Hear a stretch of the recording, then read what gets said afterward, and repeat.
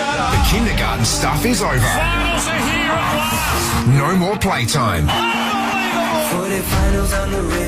The pleasantries are done. We're getting serious. Triple M Footy is your series ticket to every massive final. It's the best football. The Savo, it's do or die in Auckland as the Panthers look to keep their premiership hopes alive against the depleted Warriors. We are underway. For Ream Hot Water and McDonald's, Triple M rocks finals footy. Hello everyone, it is overcast but pleasant in Auckland, an hour from kickoff between the Warriors and the Penrith Panthers. Sudden death, it's 14 degrees, a little bit windy. It's exactly what you'd expect from New Zealand, and loser, of course, is eliminated this year. And the winner knows there's a prize now, and that is a depleted Canterbury side next week in Sydney. That's who the winner of this game will play. Later, it is the Sharks and the Roosters, that game at Shark Park. Winner of that game will play the loser of tomorrow's blockbuster between Canberra and Brisbane. The best thing about the finals and the end of the Sunday game is that there's no more surmising this and that. We know exactly the paths after tomorrow afternoon. A man who is licking his wounds, he's disappointed, but he'll fight on, as will his beloved Bulldogs. Josh Reynolds, hello to you. Hello, boys. Hello, everyone. I was just gutted for them. I really was, because they put in a big effort. Like, to go down there and lose, to lose Critter so early, their leader, their inspiration, the guy that would be the voice on that field, would be so hard. But, they got on with it. Players moved into positions that they haven't played before. By the end of I'm not sure when Anari was injured, but it was, with 20 to go. But you got Preston defending in the centres. And to be honest, boys, I'd like to hear what you think, because I definitely have my, one-eyed Bulldog on sometimes, but I actually think we had him. I really do. There was a time, I think it was about 18 minutes to go, and Melbourne's attack, which just wasn't fluent for me last night. And the Dogs were, suffocating them, but it was, it's tough to watch the boys lose that game. And hello to the new audience that just joined us at 3 o'clock. I know most of you have been on since midday, but we do it for Ream Hot Water and for McDonald's. This is NRL Primetime with the next game an hour away. Wado, we were down there, and it did feel like the Doggies, that was there to be won. Oh, 100%. And certainly they lost no admirers in that defeat. They were very brave. They had to deal with adversity. They showed their resilience. Unfortunately, they don't quite get it done. And with that massive output of energy and what the toll it would have took on their team, obviously the injuries aside, but the toll it would have took on the players, that effort. Now the key is, how do they dust themselves off, pick themselves up, and reproduce that same effort? Because that's what it's going to take. If it's a Warriors team that they face, they'll have to. It'll be a miraculous win over the four-time defending premiers, and they'll be carrying a lot of momentum from that victory. If it's a Penrith Panthers team, they have to face, so experienced, been there, done that. What a matchup that'll be. And the Bulldogs, they need to find that effort again.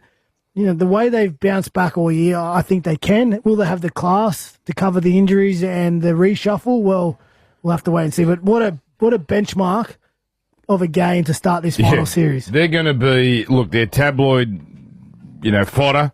They'll be on the new. We'll be talking about the Bulldogs and all the shows this week, and there'll be a lot of discussion about the Toby Sexton inclusion and his involvement.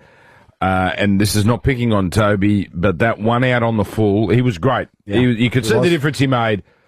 But that one out on the full, and that just the little things like that all through the game just kept Canterbury from taking charge. Yeah, and you're right, Dan. There was a couple of little moments, and that's the thing. I feel, in a lot of the moments that in a semi-final you want to win, we did win them. But then there was a couple that we definitely want back, but that's all a learning curve. We haven't played semi-final footy for a long time. I know we played one game last year, but it's a different beast way, though, isn't it? You got to go to another level, and you got to hold your nerve for so long, especially down in Melbourne.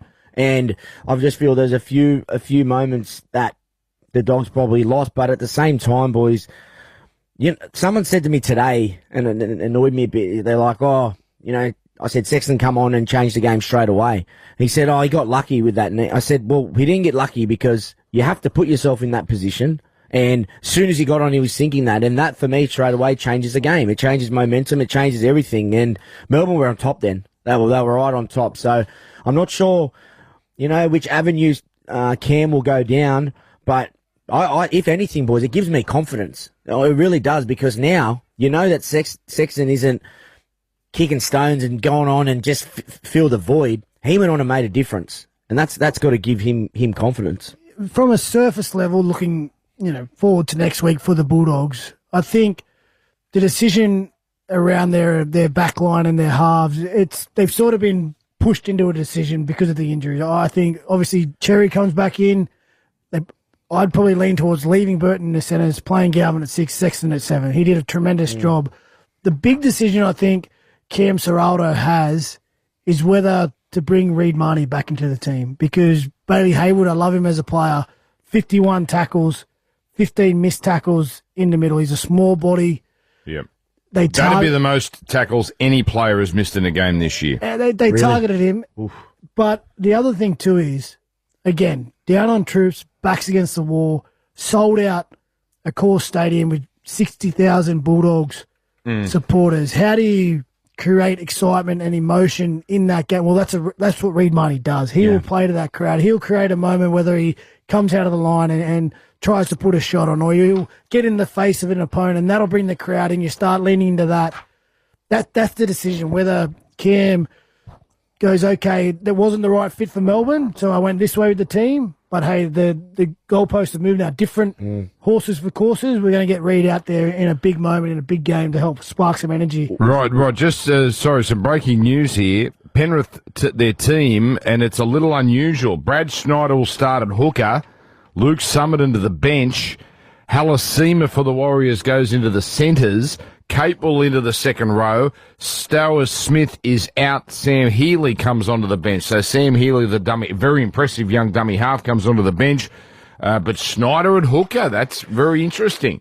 Summerton, who's played 11 first-grade games, goes back to the bench. I guess he'll get some game time because Schneider can't play that role for 80 minutes. The only thing I'll say, remember, we had the game last week. Some of his pills, Schneider's were poor. Service, some of his service was really poor. I remember Nathan giving him a couple of looks. So he's just definitely going to have to work on that. But interesting one, because I suppose Summerton's he's a starter usually. He got New South Wales Player of the Year, I think, recently as well. And yeah, it's a big call, but Ivans obviously knows what he's doing, and I feel Schneider's played in probably a few more bigger games, and it'd be interesting to see the Warriors talking about going after hookers. I know where they'll be going.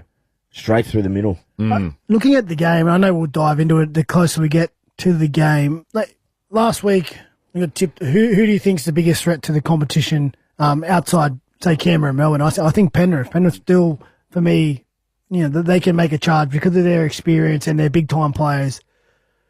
And I would have tipped them to be a moral today over there. Probably the best bet of the weekend in terms of who do you think can certainly get the job done. But the closer we get to kick off, being at Amy Park last night and the emotion, Mitch Kenny now missing from that Penrith team. We haven't talked about that anywhere near enough. It's huge. If the Warriors start well, and by starting well, I don't mean they don't need to find points or they don't need to blow Penrith out of the water. They just need to start well and get into their footy. The longer that game goes and the longer they can keep the contest close, the more belief that will grow in that team, the more the belief will grow into the crowd. And they have a nation behind them. Their support over there is a real thing. You walk out of the sheds as an opposition player, you can feel the energy against your team. So, listen, if there's ever a circumstance setting up for a miracle, this could be the Warriors. I reckon they got one big effort in them. This is it. That's the worry. If they get this done, I think they can't. To do it again but to win this would be. Imagine they are the team. Fading Warriors, and they ended the dynasty. Well, and again, a bit of intrigue, a side story is James Fisher-Harris, a man who was integral to building that dynasty for Penrith. And because of the respect that the club had for him, he asked for an early release. He wants to go over to the Warriors, finish his career over New Zealand. And again, Penrith don't hesitate. They allow him to walk out of the door because they respected his decision and he'd earned the right to make that call. How they come up against Fisher Harris, against the team he helped build, with the possibility of that team knocking off the Penrith Panthers for the first time out of the finals in 4 years. Before we go to Jared, can you boys tell me this, right? So people are now looking at stats, right? And we look at stats too much, particularly non-players.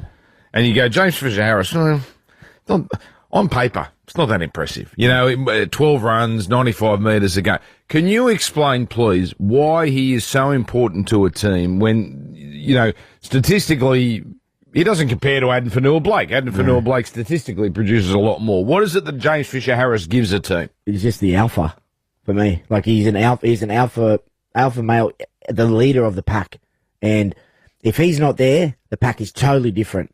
It's just because he's a guy, I've never played with him, but if I was looking across at him and I feel safe.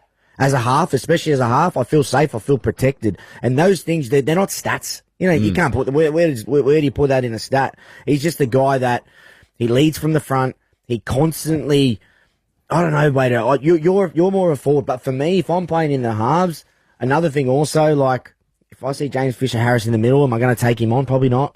Just little things like that, but he's just he's such an alpha guy. It reminds me a bit of Hargraves. He's got that factor about him. He's not taking a backward step, and the other opposition knows that. And for me, that's just for me. When I used to come up against him, I was just like, nah, not today. Yeah, the two things for me would be when you're as Grubby said, when you're the alpha, particularly the front row of the team, you're the forward leader. There's no days off. Like, don't even worry about the weekend on the game. Like, you set the standard at training, and you set the intent and the physicality and the way you prepare. And it's a hard job because there's always up and comers, young guys, and guess who they want to test themselves against? Yeah. The big dog. And they always go after that player, and that player he's got to show up the work every day and show everyone this is the reason why I'm in this position. And the other reason is exactly what Grubby said. In big moments, big games, the anxieties, the nerves, you get into the sheds, and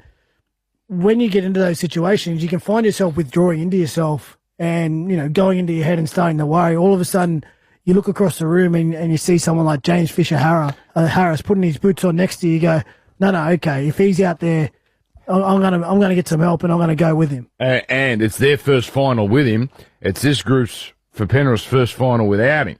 So what a fascinating first game that they're playing against each other. Now, Wado. Take it away. I think we got Jared Timms from Ladbrokes back on the call. How are you, Jared?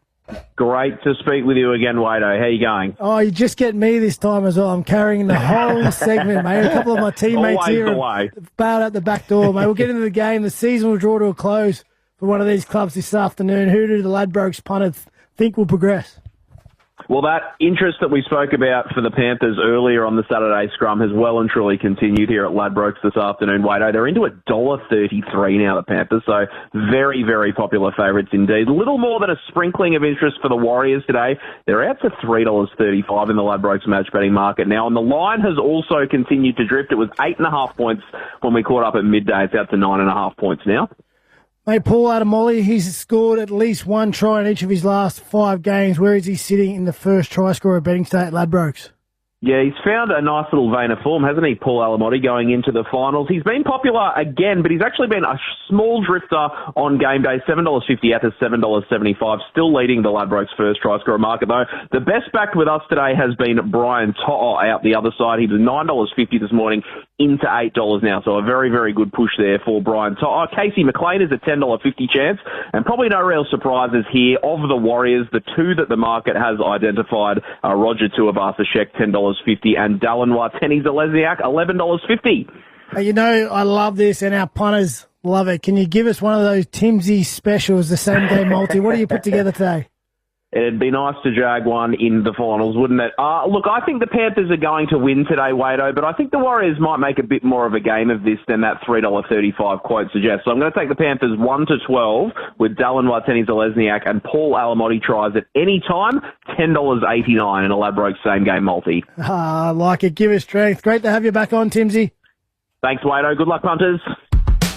Punt with Ladbrokes and enjoy more ways to multi this footy season. Download the Ladbrokes app today. Chances are you're about to lose. All right, yes, microphones are on, Joshy boy. Sorry, mate. Come on. We need to be in final Sorry. form here. Wado took his off. I followed the leader. He's such a leader. He's my Fisher Harris. You cannot blame him. He's my Fisher The Harris. red light was on. I don't even know what this red light means. It means stop, doesn't it? Yeah, stop talking.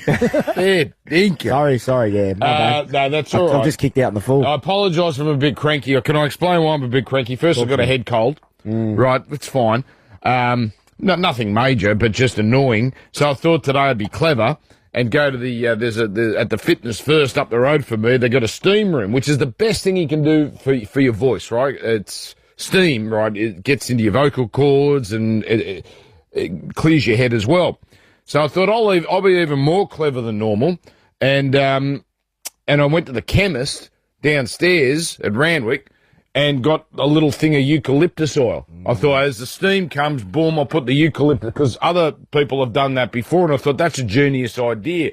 Anyway, happy days, had the room to myself, got the eucalyptus out, and there was spillage all over the pills.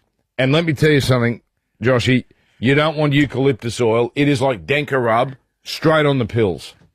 Straight on the pills. So if I'm a bit cranky, that's going to explain it. Are you okay now? How are you feeling now? I'm okay. I mean, it was invigorating, to be honest. I'm not going to lie. It wasn't the worst sensation I've ever had in my life. I thought I smelt something. But a nice scent before. Yes, my nuts smell like Glen 20. Let's take a break. We'll come back and we'll start to look at Sharks Roosters. Roosters and the Sharks, second time in 3 years playing at Shark Park in a final. But, of course, we're getting you ready for the big one this afternoon, which is Warriors and the Panthers, and it's now less than an hour away. Triple M, rocking finals footy. We do it for Ream Hot Water and for McDonald's. This is prime time for Mitsubishi Industries Air Conditioners Australia. Thanks to Ream and Macca's. Triple M rocks finals footy. Triple M NRL Prime Time. Mitsubishi Heavy Industries Air Conditioners Australia. Put your trust in the experts in air. The pointy end of the season is almost here. Shut up! Oh, we got a game on our hands. Intercept taken on the bounce. He's got the big man on the inside. Shut up! The footy's on Triple M. Today from 2, it's the Spoon Bowl on the Gold Coast. More tries. 2 proud clubs, 1 dreaded prize. Oh my God! The Titans and Rabbitohs collide with the wooden spoon on the line. Get set, match! Thanks to Ream and Macca's, Triple M rocks football. Paying for a gym membership means going the first month, sleeping in the next month, voicemails from your personal trainer, taking up cold plunges instead, realising you're more of a good book by the fire type, hot chocolate by the fire type, Marshmallow. forgot you even signed up for the gym type. Go from forgotten subscriptions to found savings with the Westpac app's clever tech. To get it done, it takes a little Westpac. Westpac online banking T's and C's. Eligibility, fees and charges apply. Can I have another marshmallow? You're only a what if away from Winter escape booked? monthly budget broken. No, you can book now and pay on arrival at select hotels on the What If app. Faith in you restored. What if it's Aussie for travel? The St. John Christmas Home Lottery is back with 4 incredible $5 million grand prizes to choose from. Wake up to ocean views in Adelaide or Surfers Paradise, or embrace luxurious harbourside living in Sydney or Melbourne. Plus, get up to $1.5 million. There's also 10,000 other prizes to be won in the $7.5 million prize pool. Get your tickets before midnight Sunday to be in next week's $10,000 daily cash draws. Buy your tickets now at stjohnlottery.com.au. Licensed GOCAU/2578. Terms and conditions apply. Plastering. Work. Expenses. Work. Gyprock. Work. Chasing invoices. Work. Tiling splashbacks. Work. Switching between apps, bank apps, admin apps, all the apps while your sausage roll gets cold and your energy drink gets warm and now you won't even enjoy breakfast. Work. Do less work and do less app switching with Solo by MYOB. Banking and admin, same app.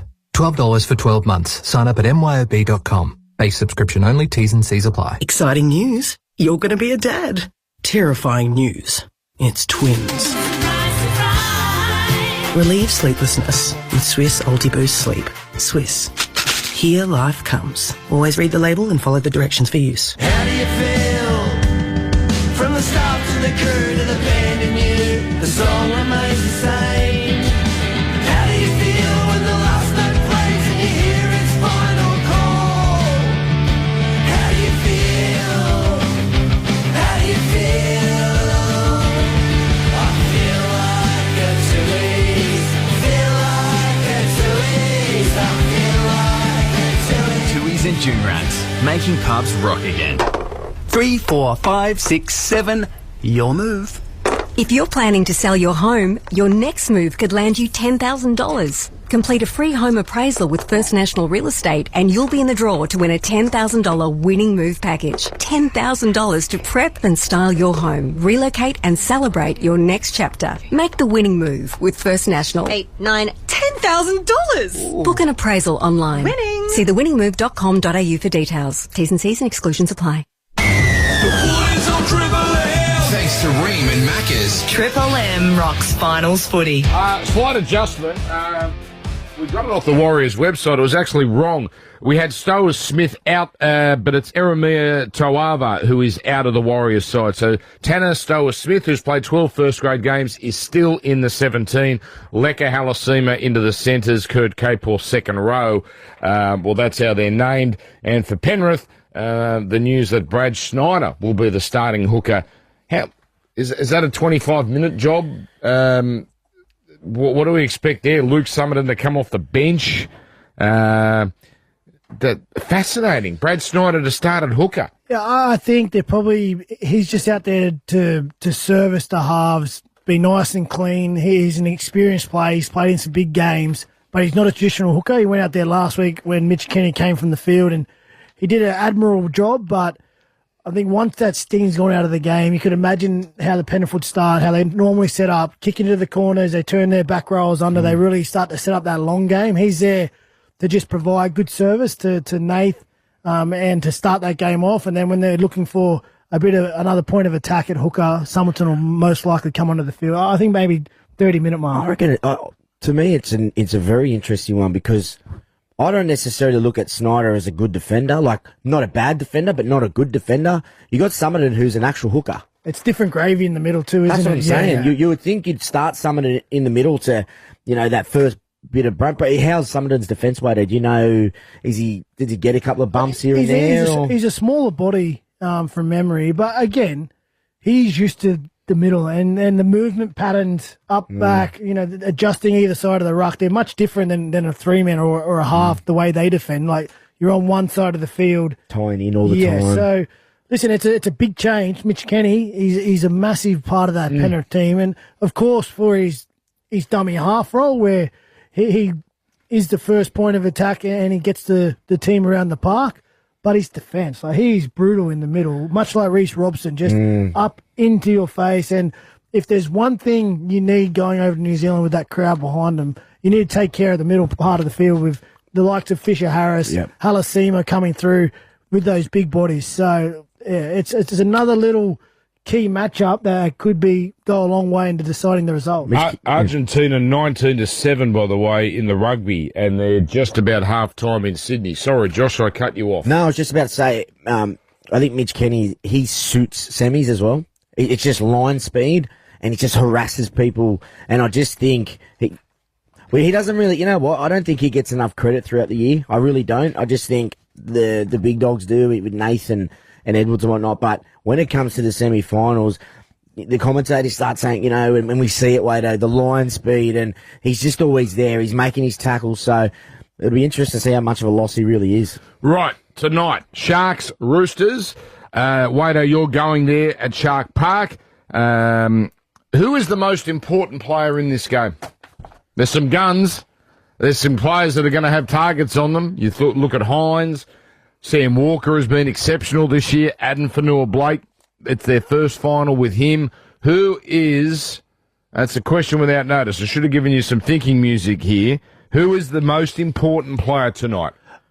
For me, for the Sharks, I think it's Blake Brayley. I think if he has a good game, takes his opportunity and runs, and he's fast over the ad line, when he does that and he rolls that ruck and becomes a threat, it takes the pressure off Trindle and Hines, and it allows them to get their eyes up, obviously scan the defence and work out where they want to target, and they can pair up together, because it's just, when you have a hooker taking control, it just frees up your whole game. Well, we spoke about that with Melbourne last night, the return of Harry Grant, how much of an influence he has on that team. And on the opposite side of the ball, it's got to be James Tedesco. He has been, it's hard to say this late in his career that you could argue this has been his greatest single season as an NRL player. He's such a threat. He really leads that team in terms of tackle breaks, causing disruptions in the defensive line of the opposition. And then off those momentum shifts, that's when the Roosters click into gear. Remember when he wasn't that creative? He didn't have to be. He was just a great runner, pinballing, get his 150 tackle busts a year, he's 220. Now he creates tries. He's got that as well. But Josh, tonight. Yeah, well, honestly, Wado took exact two I was thinking, but I'll go opposite. I'm going to say, since Brayley has been taking control and becoming more of a threat, his running game this year has taken it to another level. I honestly think it's opened up Nico more, because now Nico doesn't have to actually think about being the first guy all the time. Nico, it suits Nico, his old fullback days. Oh, when someone goes, I push support, and you see it. Nico's out the back of sweep lines, pinning his earbacks. Whereas I felt when he was the 7 and he was going across field and trying to set other people up, I just don't think it comes natural to him. So I think Nico's got to have a big game, how he's been playing. And for the Roosters, I'm going to go. I'll go Lenu, just to set the tone, because I feel the battle's got to be won up front. And he's going to be the guy, speaking about the alpha, away from home. You know, he always wants to go after people. It won't surprise me if he goes after Fanua Blake, just to, get those Roosters on the front foot, because, as you know, Wado, in a semi, you cannot dip the toe in. And they got bashed against Cronulla a few weeks ago. That's probably the Roosters' poorest performance for the last couple of months. It's funny, because we talk about key matchups and key players across the park. And for two players, you wouldn't normally associate a position, the wing position, to be a key matchup. But the battle between Ronnie Mulatalo and Nwangane Tawaze, just think of that battle, and whoever has the better night for their team, most likely the result will swing towards their team's favour. It'll be either one of the boys scoring tries on the other one, or diffusing tries against the other one and taking advantage up the other end. We know at some stage the Roosters are going to kick to that corner. Will Ronnie be good enough to take care of the aerial threat? And we know when it gets down the other end, Ronnie's certainly going to chase down there and have his own crack at creating something for his own team. So that's going to be such an intriguing battle. Remember the last time they played, boys? They were into each other. Yeah. And it didn't. Ronnie loved it. I was going to say, it suits him more than Nwangane Tawaze. He smelt blood in that. And he just kept going. And it's because it is interesting, because you do see people change when they don't like that. It's like, it's not like he doesn't want the battle, but it's a different type of battle when you go up against Ronnie. I remember I played him once at Leichhardt, and he was running off the wing into the middle to tell me stuff. And I was like, mate, get back on the wing, but if it doesn't suit you and it's not your nature, maybe he'll go after him again. So I'm so excited to see them two go at it. Now, Titans have beaten Canberra in the women's 17-16. I think that's an important one, because they're in the last round there, and Titans and Raiders both mid-table. So Titans beat the Raiders in Golden Point 17-16. You're going to have a little break, Wado, and we'll see you in about 10 minutes. And Josh and I will talk about this next game coming up, as well as Raiders-Broncos, getting you ready. I like finals, Josh. We mix it up a bit. It's nice to do a Saturday. And they've got the bus. We're missing out tomorrow, though. The bus down to Canberra tomorrow, and the Sunday team is on that, and that'll be good fun ahead of Canberra, Brisbane. But Triple M rocking the footy here on a Saturday afternoon. Finals footy we do prime time for Mitsubishi Heavy Industries Air Conditioners Australia. Thanks to Ream and Macca's. Triple M rocks finals footy. Stop, shop, and save at Bob Jane T-Mart. Steel wheel and tyre packs from $1,099. Monster alloy wheels from $199. And that's not all. A massive 30% off selected Monster Scout alloy wheels. That's it. And 25% off Yokohama Geo 16 and Geo 18 4x4 and Ute tyres. They will not be beaten, Bob Jane, with their best tyre price guarantee. Give them a call or shop online today. Bob Jane T-Marts, they will look after your T's and C's apply. Triple M NRL Prime Time. Mitsubishi Heavy Industries Air Conditioners Australia. Put your trust in the experts in air. The pointy end of the season is almost here. Shut up! Oh, we got a game on our hands. Intercept taken on the bounce. He's got the big fella on the inside. Shut up! What is on Triple M? Tonight from 6 at Amy Park, a heavyweight showdown in Melbourne. A stadium holds its breath as one. As the Storm try to slow down a Broncos side chasing a top 4 return. I'm so excited. Thanks to Ream and Macca's, Triple M rocks football. Tools, tools, tools. Sydney Tools Makita Roadshow on now. Score up to 20% in bonus points on combo kits, hand tools, drop saws, garden tools, dust extractors and more. Makita 18-volt 2-piece kit $799 plus a free 5-amp battery and $100 Makita dollars. Makita 10-piece combo kit only $19.99 and score $300 Makita dollars. Sydney Tools, best prices guaranteed. Shop in store online, sydneytools.com.au.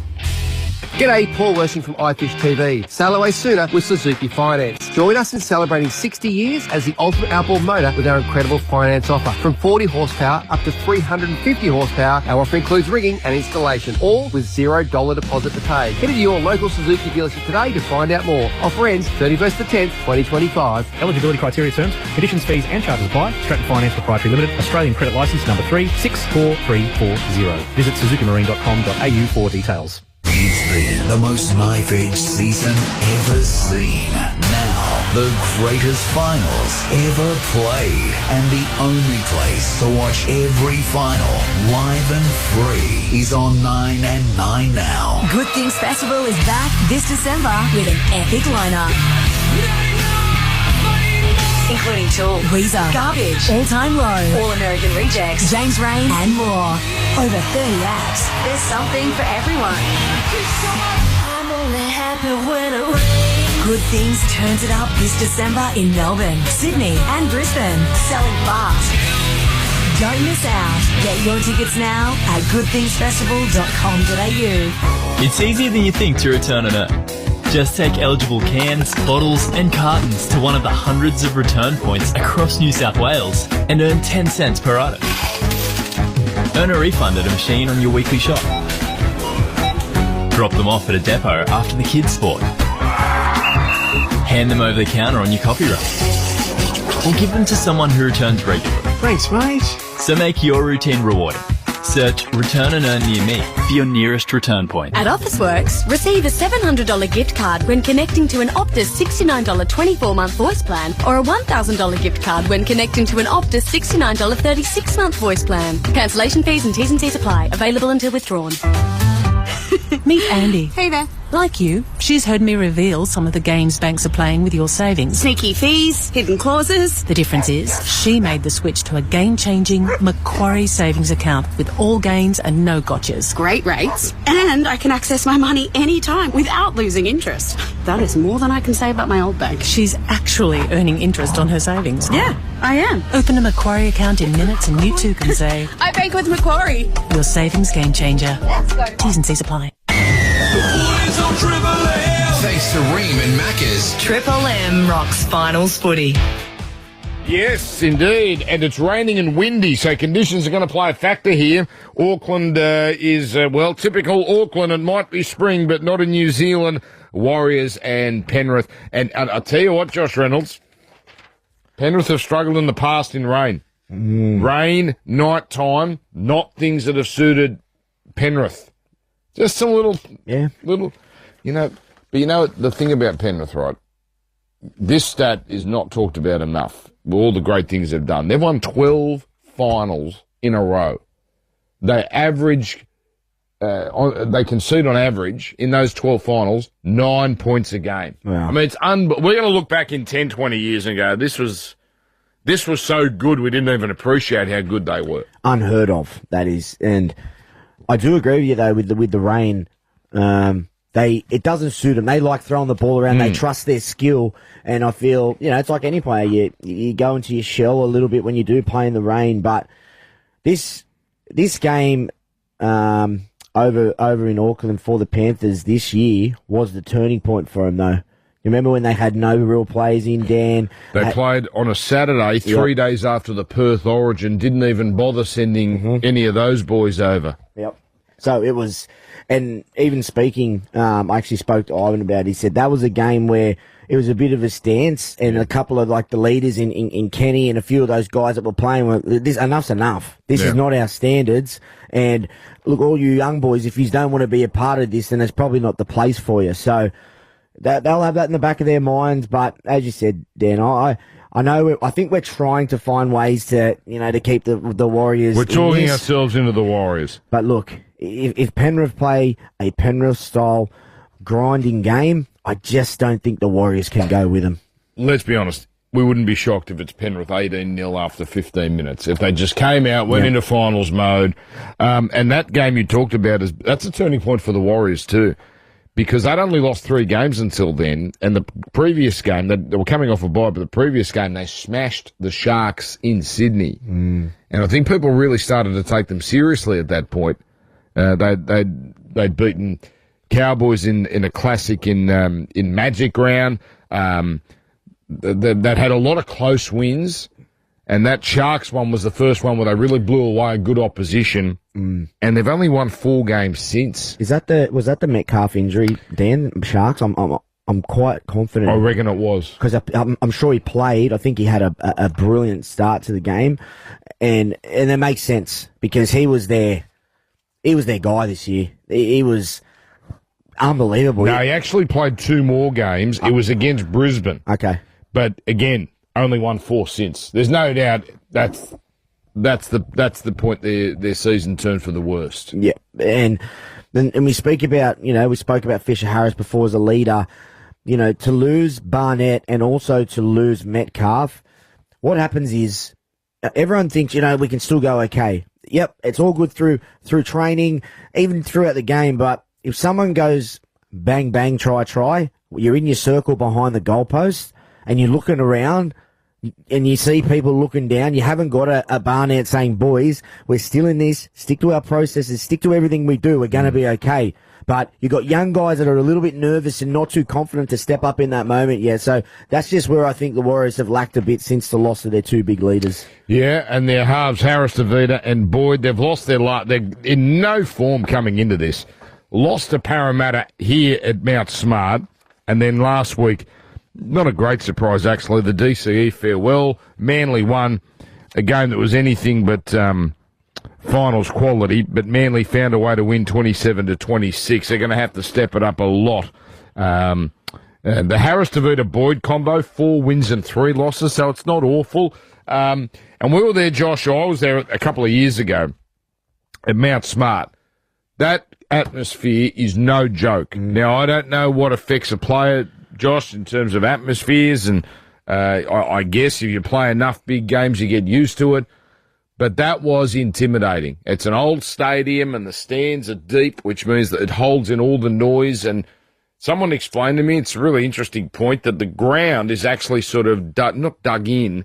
Well, it's sort of in a gully, right? Yeah. So you drive to the ground, and where you park the car, and you're basically at the top of the stadium because it dips in. And what that does is hold in all the noise. It's as fearsome an atmosphere as I felt at a rugby league ground. So it can't be nothing. I imagine, it's going to be a sellout. It always is. That's got to be something for them. It's daunting. Not going to lie. It depends on your personality. You either go towards that or you actually think, you know what, this doesn't feel like a normal game. Why are we so low?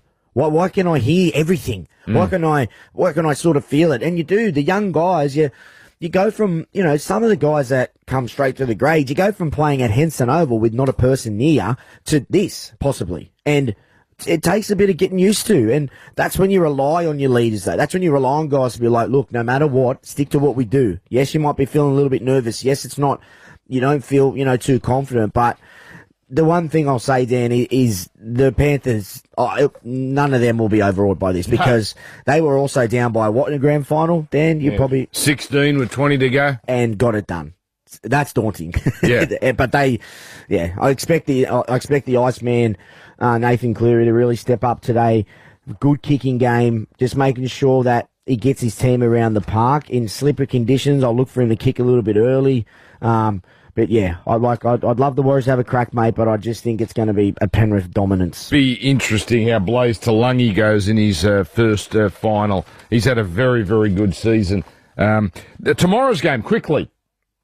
Daytime, who does that suit, Canberra or Brisbane? That was the first game to sell out, by the way, of all the games. Canberra Stadium, they are gagging for it down there. But Sunday afternoon, something tells me that's pretty good that's good for Canberra. They love offloading and free-flowing, but so do the Broncos. I'd say it suits the Broncos, mate. Only reason because Canberra are used to playing in the wet down there, in Canberra, in the cold. So they wouldn't mind a game like that, whereas the Broncos, they're used to playing at sunny Suncorp, or even when it's nighttime, it's still beautiful, isn't it? So, if anything, I think it suits the Broncos. I've said it all week, Dan. It just comes down to Reece Walsh and his calf. Is it bad? He looked limpy to me, and I've done calves before. They're not a one you can run through. I promise you right now. They might have got you. The mind games. Come on. They mightn't have got the Raiders. He's they might have got all. you. I believe you. I don't know what's going on. I just love that everyone assumes it's mine. Anytime someone gets a niggle in Origin, it's mind games. It's my... the Queensland flu every year. Mind games. Dane Gagai was sick every year. Origin, the first camp, he couldn't train. He had... His system really bad, mate. He's terrible. All right. Well, we'll be there tomorrow. Let's take a break. That was a quick break for you. Well done, Wader. You're just dedicated to the job. We're going to come back, and it's all Warriors and Penrith right after this rugby update. Argentina 25, Australia 7 with about 22 to go. Triple M rocking the finals for Ream Hot Water and for McDonald's. Thanks to Ream and Macca's. Triple M rocks finals footy. Now, with 2.4 litre bi-turbocharged power, Joshy, it can tackle any load. With 3.5 tonne towing capacity, it can tow confidently and safely. Yeah, celebrate the Mitsubishi Motors 45-year anniversary sale this month. You can drive away today in a Triton GLS 4x4 double cab pickup from $56,990. That's for ABN holders. Plus receive $2,500 cash bonus. And September 30, T's and C's apply. Nothing can frighten a Triton. Triple M NRL Prime Time. Mitsubishi Heavy Industries Air Conditioners Australia. Put your trust in the experts in air. The pointy end of the season is almost here. Shut up! We got a game on our hands. Intercept taken on the bounce. He's got the big fella on the inside. Shut up! The boys on Triple M. Kick-off tonight at 6 sees Penrith heading up the M1 to Newcastle, chasing a top 4 spot. Like a hot potato. While the Knights look to spoil the party in front of a home crowd. It's what rugby league's all about. Thanks to Ream and Macca's, Triple M rocks football. Cancer Council Seven Bridges Walk is back for its 20th year. Bigger and better than ever. It's on Sunday, October 26. Register now at sevenbridgeswalk.com.au and let's help end cancer one step at a time. Outgrowing your apartment means waiting for your turn to use the bathroom. Waiting for your turn to use the remote. Waiting for your turn to use the home office / wardrobe / playroom / sunroom. And waiting for your turn to use the bathroom again. Come on. Go from pack to the rafters to the space you're after with Westpac's local home loan specialists. To get it done, it takes a little Westpac. T's and C's, eligibility, lending criteria, fees and charges apply. Hurry, share with your sister. With Love Honey, you'll feel pleasure like never before. With thousands of top-rated toys, lingerie and more, feel the Love Honey all day long. Shop now at lovehoney.com.au. Discreet delivery, endless pleasure. Night at the Barracks. Sydney's spectacular outdoor concert series returns in 2025.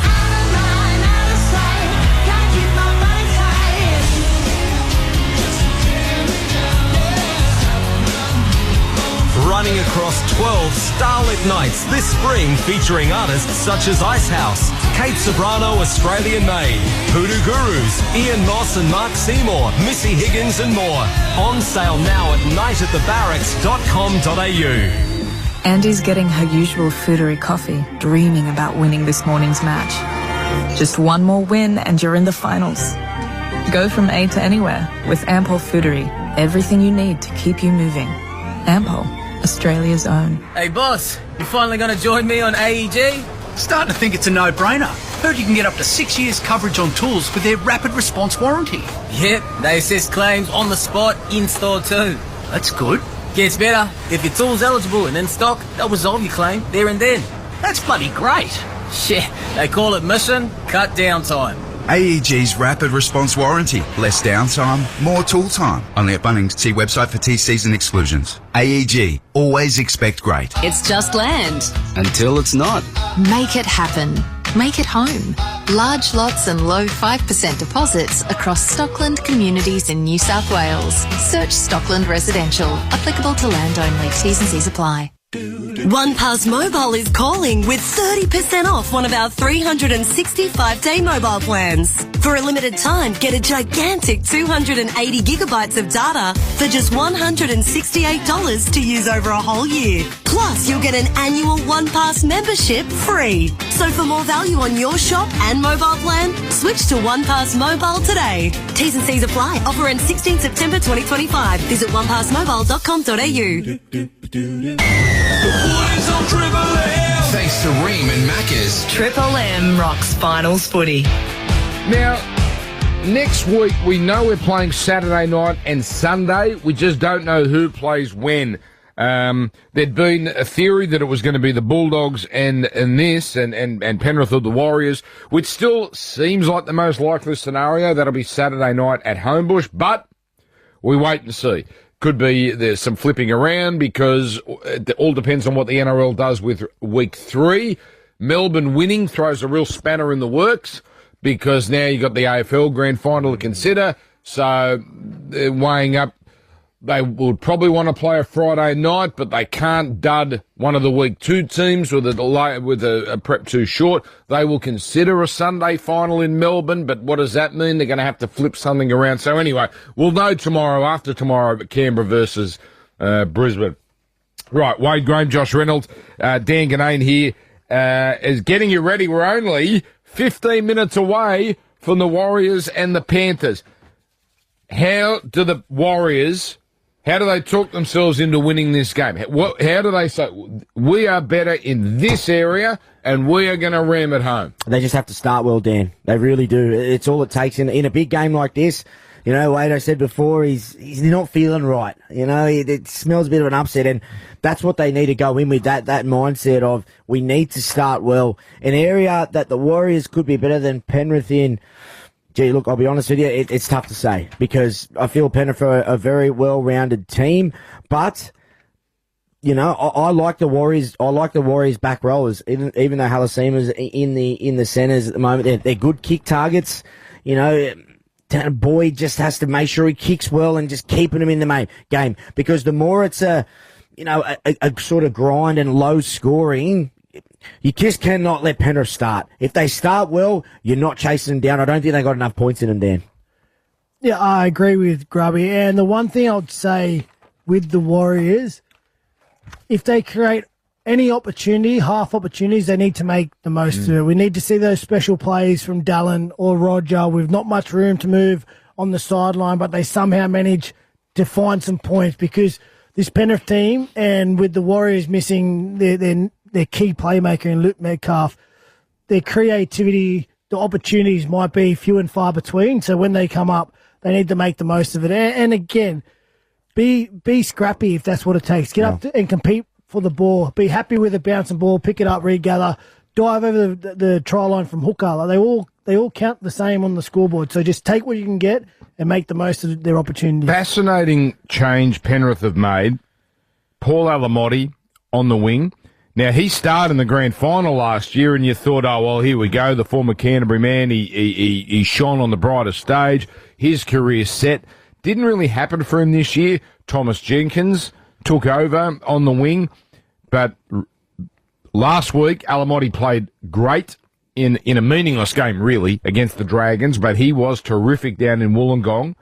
And that's a big call from Ivan Cleary, obviously going with someone he trusts in a game like this. Well, Grubby caught it last week when we did the Dragons-Penrith game, and we were sort of having the discussion through the game, who will make way for Bizza when he comes back in, and will he stick with Alamotti or will he stick with Jenkins, who's been a revelation this year and was a big reason in why they turned their season around, because originally they had McLean on the wing, had some issues under the high ball, was playing out of position, was just not getting they weren't getting their flow right throughout the game, and Tom Jenkins coming in allowed McLean to go back to centre, much more settled, much more comfortable, and he's been brilliant this year. But I understand the move to stick with Alamotti. Again, like you said, has aimed up in a big game before, so there's trust there.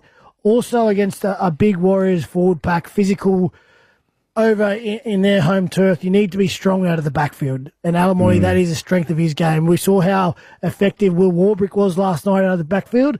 They'll expect the same from Brian Tor and from Alamotti. I was very, very surprised about Alamotti when he got dropped. And that's not saying anything against Jenkins, because he's been brilliant. But I will say, right now, in a big game, Ivan can trust Paul. He knows. He's got a ring now, and it's that, like you said, Wader, his carries, that's where I think he has got Jenkins. Jenkins has got for speed and a great finisher. But, Dan, the one thing I'll come back to about the Warriors thing, if Wade Egan does what he does around the ruck and can, maneuver this Penrith pack side to side, and then Aaron Clark can do what he's been a revelation this year. If he can, play those plays out the back around the ruck, I actually think they can get him. That's where they got to look. I think look around the ruck first. Wade Egan's so silky around there, and that's how I reckon they can maybe find some little chinks in their armour. Well, and they developed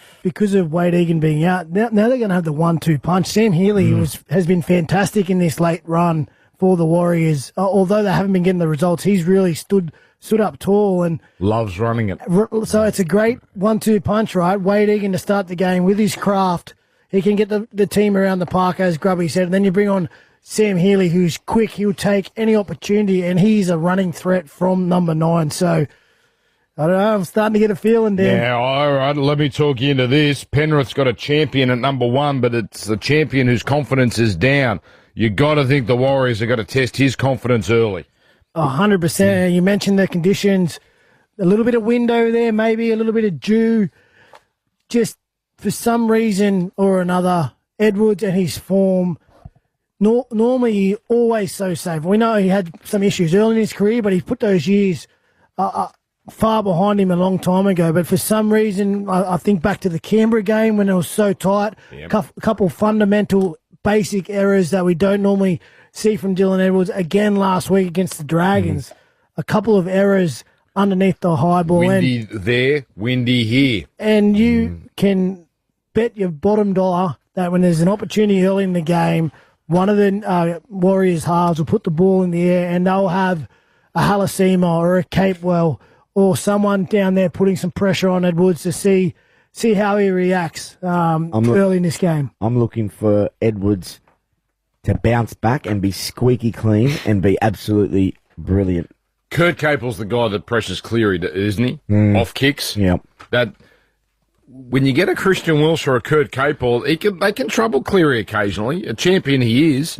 By God, haven't we talked? Penrith fans are listening, going, "What the hell are you buffoons on about?" We're trying to talk ourselves into the Warriors here. It is the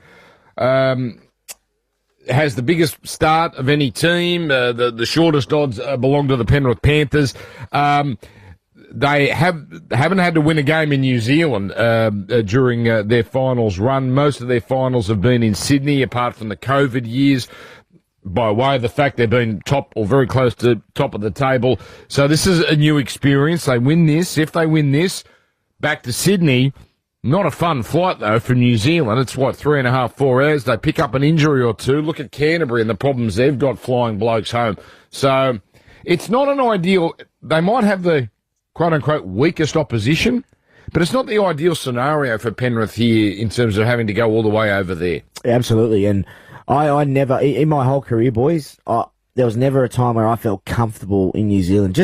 I don't know what it was. Like, I just got off and I felt gluggy and my ears are hopeless in the air. They pop and I'm just not comfortable. So they do. I had grommets as a kid. I feel sorry for me. I don't know. That's just me personally. But, the Warriors do it all the time and they're probably used to it. But you're right. There's a factor, Dan. There is. Yeah. Go in there, come. And you're right. If someone gets a cork, they got to fly back. It's not good. So. Yeah.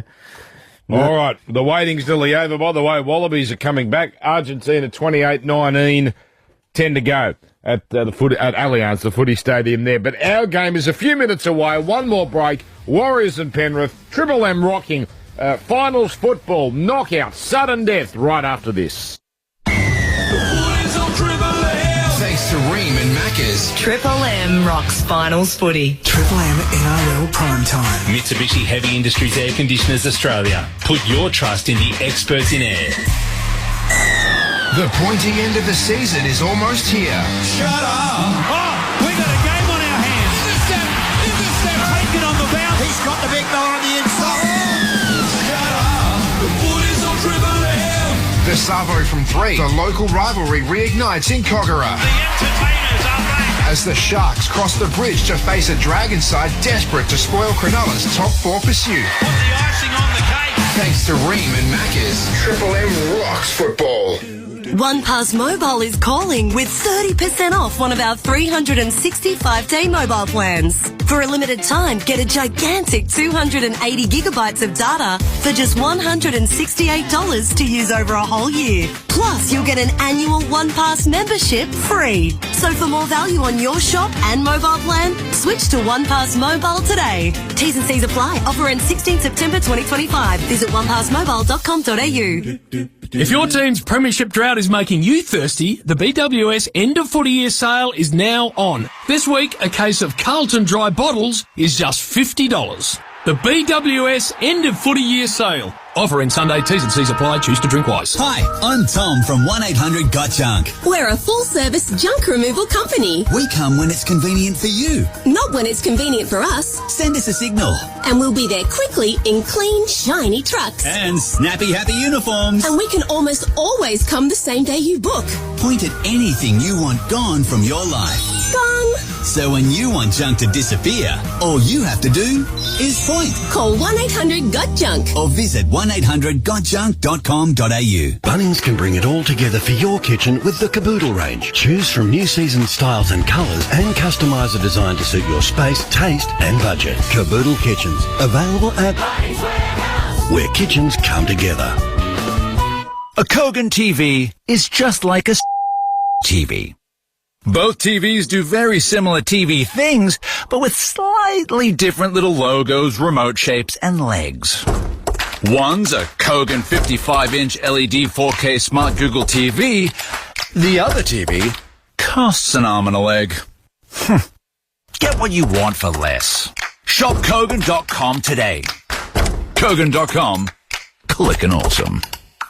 NIB has just been named WeMoney's Digital Health Insurer of the Year for 2025, which is more than just potentially amazing. Join online at nib.com.au today.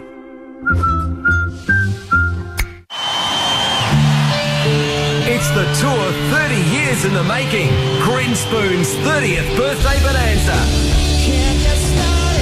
Greenspoon take the stage with special guests Bad Dreams and Purple Disturbance for their exclusive Sydney show at Night at the Barracks. Greenspoon's 30th birthday bonanza at Night at the Barracks on sale now. Visit nightatthebarracks.com.au. Turns out, not all internet providers are built the same. Aussie Broadband is backed by 100% local experts and a purpose-built network that keeps your connection running smoothly with fast-flowing internet. Make the switch and experience the difference. Aussie Broadband, the actual Aussie way. Thanks to Ream and Macca's. Triple M rocks finals footy. Yes, indeed, moments away. And one of the greatest runs we've ever seen goes on the line in a few minutes' time. The Penrith Panthers trying to make it 5 premierships in a row. It is unbelievable. And this is the first step in this particular September, and it's coming up right after this. The Warriors, the underdogs, but they're at home against the Penrith Panthers. Righto, lads, I'll be back in a bit. Just got to do my tax. But it's your round, mate. Don't worry, I'll only be a sec. With H&R Block, you can do your tax return online with an expert, anywhere, anytime, with a maximum refund guarantee. Here you are, lads. I bought this with the $653 extra that H&R Block got me. This tax time, maximise your refund online with an expert at hrblock.com.au. Maximum refund guarantee. Shut up! The foot is on Triple M! Triple M rocks finals footy. Beacon Trade's backing your next install. Fans, lighting, electrical, sorted. Join now at beacontrade.com.au. Just gone 6 o'clock local time. There's still a bit of natural light, but the lights are taking over. You've got Josh Reynolds, you've got Wade Graham, and on the sideline for the first time, I believe, we have Chris Key. Come in, Chris. G'day, fellas. Yeah, Chris Key, that is correct. Dan Ganane, very, very honoured to be here tonight joining you fellas, and I am on the ground currently. Beautiful Mount Smart, industrial South Auckland on a night like tonight. No place I'd rather be. It's been absolutely beautiful, and by beautiful I mean classic Auckland. So raining on and off for about 3 days straight, and it's blowing a gale down here as well. So it will be a bit wet underfoot, fellas.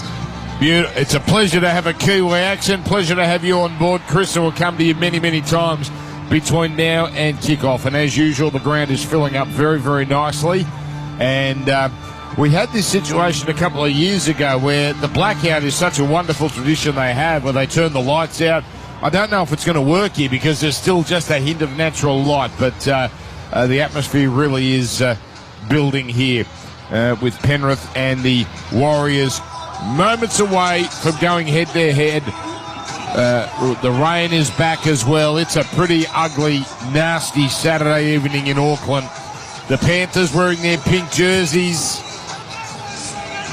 There was a suggestion, and I think they will actually go to their Vegas jersey if they get past this, but there might have been a clash today. So they've gone with the pink, and I don't have the evidence, Wade Graham.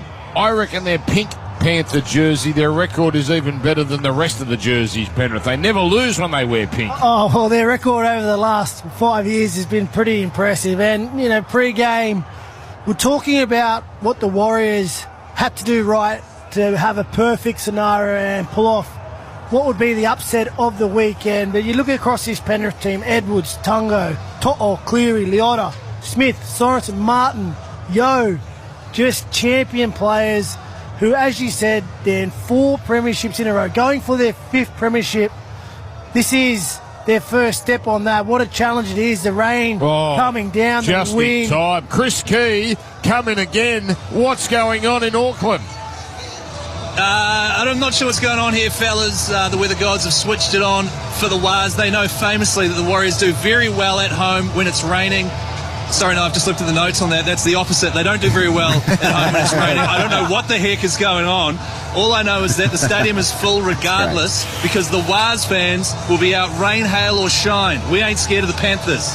No, it's like, thank you, Chris, it is like the smoke alarm's gone off and the water is just spraying everywhere.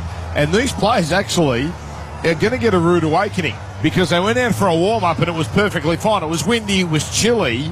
And I reckon, Josh, well, you would know better than me, that's going to play on their minds a little, that they weren't necessarily expecting what they're about to be confronted with the weather. Absolutely, Dan, and it's just something so small. When there's no, there's no wetness and there's no wind at all, you don't even think about catching the ball. It comes natural. But when it is raining and you are going into contact, you actually got to think of catching the ball first. And as a half, that takes a second away. And sometimes 1 second is what you need to create the space for someone else. So it is a big thing, and even for kicking the ball, it all adds so much more drama to it. But I agree with Wade. We were building up the Warriors and trying to find a way. But I'm looking at the Penrith pack, and a guy that constantly stands up in big games is Leota. He goes after. I'm looking forward to the battle of him versus his old mate. The Bass brothers go head to head. They used to go in with each other, but it'll be interesting to see. And the guy leading them out, Isaiah, look for him to have a run-first mentality tonight. Since 2020, they've made every grand final, but they've never had a run as hard as this. And they come out now as it buckets down in Auckland. Isaiah leads them to a chorus of boos. It's Dylan Edwards, Paul Alamotti, Isaac Tungor, Casey McLean, Brian To'o, Blaze Talungi, Nathan Cleary. The forwards, Moses Leota, Brad Schneider, Lindsay Smith, Scott Sorensen, Liam Martin, Isaiah Yeo. Multiple premierships among these players. Luke Summerton on the bench, Liam Henry, Isaiah Papali'i, former Warrior, and Luke Garner. Now, James Fisher-Harris leads out his Warriors. The smoke machine is going off. The flames are going off. The crowd is going off. And the Warriors have arrived.